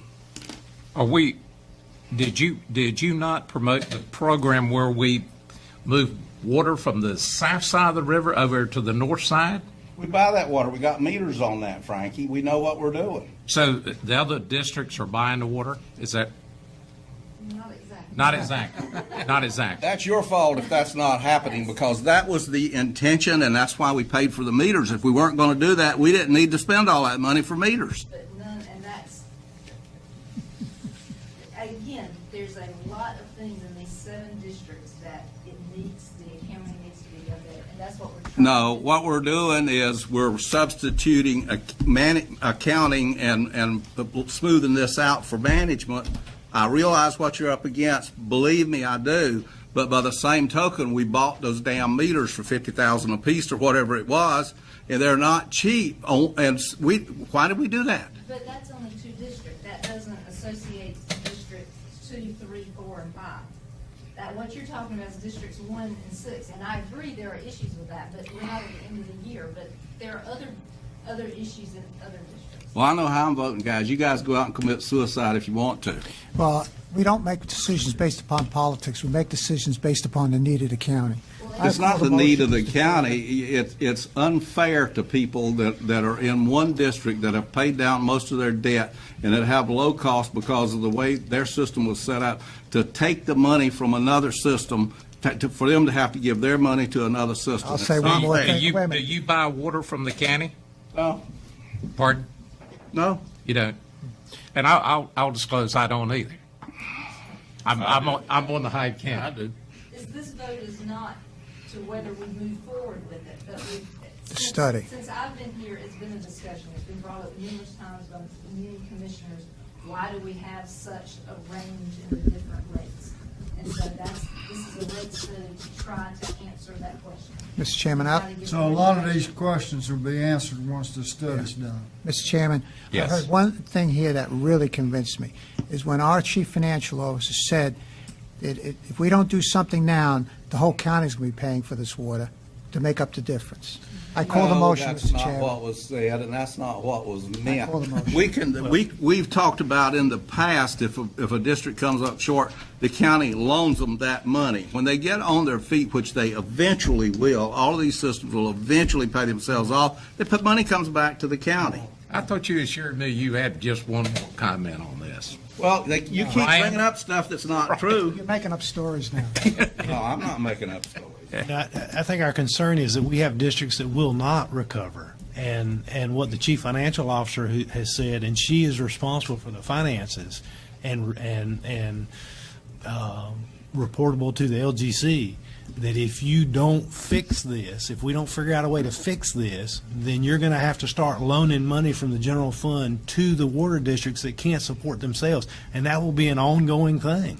And you'll have to do that because she can't, in her job as looking after the finances and being right with the LGC, she can't allow that to continue. And you shouldn't allow it to continue either because it's wrong. You're saying we got water districts that will never pay for themselves. We've got some districts that are out there that I don't think you can raise the rates high enough to cover themselves. You haven't been able to do it, and if you take it that high, folks will just say, "I'm quitting." I mean, I just All don't I'm think telling you you can is, do it. guys, be aware of what you're doing politically. Can I make a couple comments? Yes.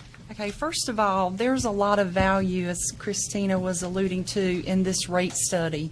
To my knowledge, there's never been one done on the water system. So it's time to do a rate study.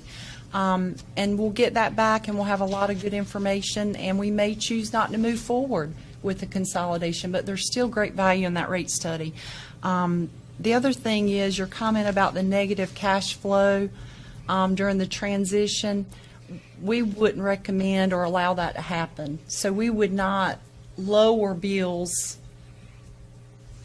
without raising bills at the same time. That's what I'm So saying. that The only way cash you flow is can the do that same. is to raise the bills for the people that are paying the lowest rates and let the higher bills stay out there and roll them in last. That's the only way you can do Well, it. they would happen at the same time.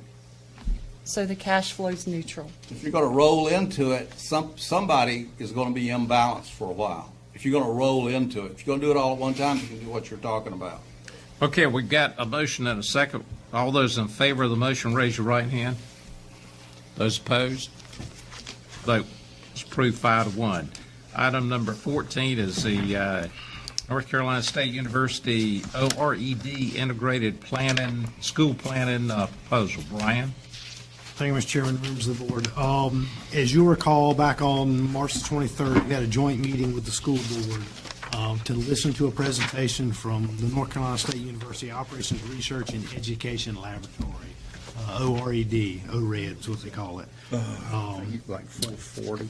So you've got a proposal for them. They gave you, they went through that study program with you on the presentation. What they said was the services, the basic services of the scope of that work was about $20,000. When we had the conversation with them, or when they did the presentation, they provided some additional things, like the transportation impact assessment and also the community support outreach efforts. We didn't have a number on that at the time that we talked about this. We rolled in an additional $10,000 just in our proposal to say 20 plus 10, we think that's about right. We finally got numbers from them, and their numbers, what they've said is to do the basic service is $20,000. To do the transportation impact analysis, which is what you had asked for as well, they said it ranges from $5,000 to $10,000. Well, we essentially have two systems. We've got the north side of the river and the south side of the river. So you can be assured it's going to cost you $10,000. It's not going to be on the $5,000. So that takes all of our 30 away. They said that it would cost $650 per meeting to do the community outreach and support piece. So what we've assumed is you would want to do 2 on the north side and 2 on the south side. Like you'd hit Washington and Belhaven, you'd hit Chocowinity, and you hit Aurora. So that's an additional $2,600. So total for this thing, if you want to move forward, is instead of 30, it's 32.6. And we've adjusted the budget amendment to show that, and you have a copy of that. So it's up for the board to determine whether you want to move forward with this or not. Entertain a motion. So moved. Motion by Commissioner Brennan. Is there a second? Second. Second by Commissioner Evans. Now for discussion. Any discussion? If not, I'll entertain a vote. All those in favor, raise your right hand. Vote was unanimous. Thank you, Brian. Now we're down to item number 15, the reassignment of the bid. David? Commissioners, this probably should be called assignment of bid. This was a situation, we've done this before. General statutes allow it. The county has the bid for this property at $12,285.82 for back taxes. The deed has not been drawn yet. We have an offer to have it assigned for $12,285.82. That's the offer. I have a $1,000 deposit from Emily Elks Penley. You may know the name, Arthur Earl Whitley, and have bid for the property. And I would recommend that you approve it so we can go on and get the money, and the deed will then recite the assignment and that these folks are buying the property. Entertain a motion. So moved. Motion by Evans and a second by Brin. Any discussion? Well, I have a question. What's the value of the property? What's the tax value? It's a house. I saw a picture of it, but I don't know that. Let me see. Tax value.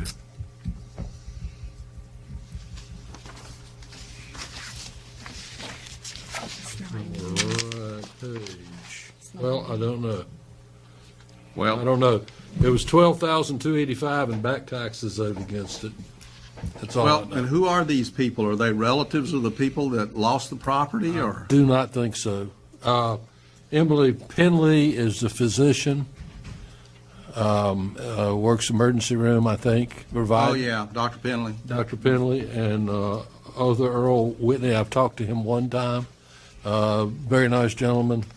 I mean, I think he's going to live there. I think that's what's going on, we but I don't know. may have a house that's worth $80,000 for all I know. I'm not going to vote for this because I don't have all the facts.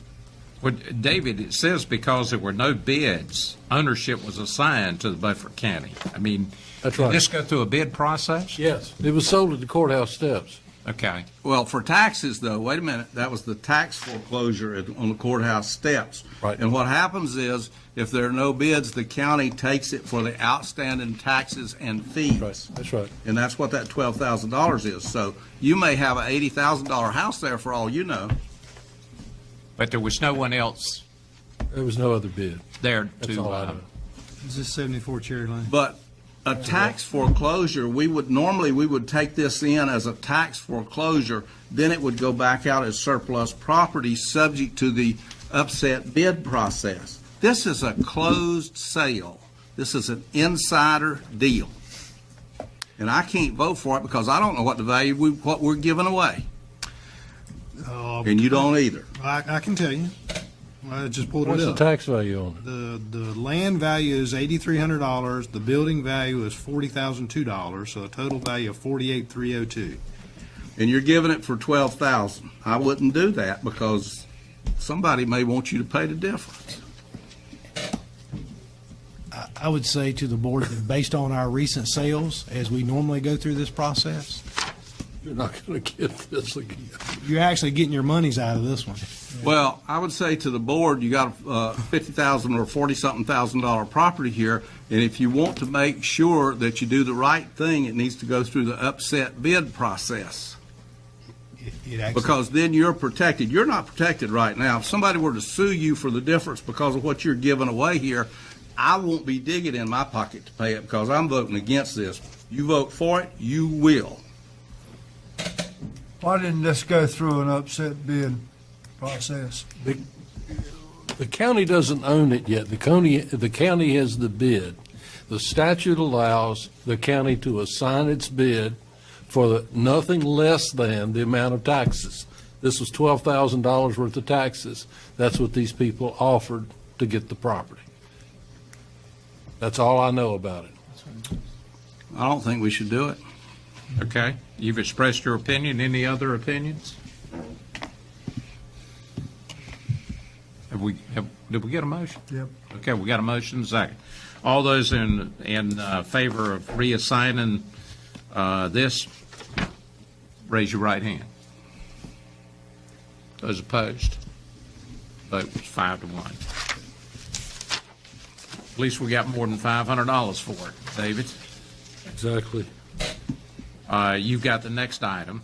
Page 445, we have 12 pieces of property with offers. This is going through the bid process. This is the minimum amount. Some of these, and I think more than one, has already been upset. She's nodding her head yes. So this is the minimum amount. They've already been bid up, but typically they've gone from $50 to $100, that sort of thing. We have 10 of them. You see them there. That's the minimum for your approval. These will be advertised, and we'll play it on out to the end till we have a final bid on it. Can we do all these at one? Yes. Yes.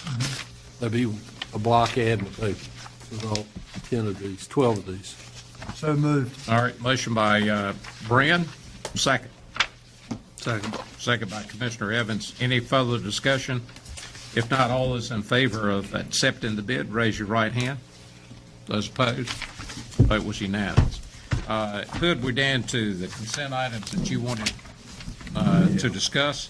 Turn to page 53 is the first one. Page 53. Page 53. Yeah, that's pertaining to the 2005 Chevrolet Tahoe with 165,000 miles on it. Well, I was wanting the health department to take that and use it, but you guys voted to let them buy a new Malibu, so that's dead as far as I'm concerned. We still had to take action on it. Got a motion to approve that? You guys look for a motion? Yes. Well, I was concerned about the very same thing, and I talked to Brian about it this morning. And he told me what the process was as far as these vehicles and all the laptops and everything, and we're following policy, so I'm good with it. Well, we're just taking this one item right now, Gary. This is to approve the surplus sale of the 2005 Chevrolet Tahoe. So moved. Okay, have a motion, then we have a second. Second by Evans. All right, all those in favor, raise your right hand. Those opposed? You voted yes, didn't you? All right. Yeah. The other item, I'll go fast with this. There's a lot of computers and stuff being disposed of here all at one time. The question I had is, did these guys have in the budget to rework their system like this? Is this a rework of the system? No, sir, it's over multiple years that they've got, according to the note. Oh, they've just stacked stuff up and then, okay, fine. I'm good. All right, we need a motion. Hood, will you make that motion? I mean, you're the one to read. You got me, Think it. entrapment. Okay, I move. So All right. Thank you a lot. I'll second it. Second, Larry. All right. Langley did the second. All those in favor, raise your right hand. Okay, vote was unanimous. Entertain a motion to adjourn. So moved. Okay, we had a second, and everybody voted at the same time. Thank you. we all did.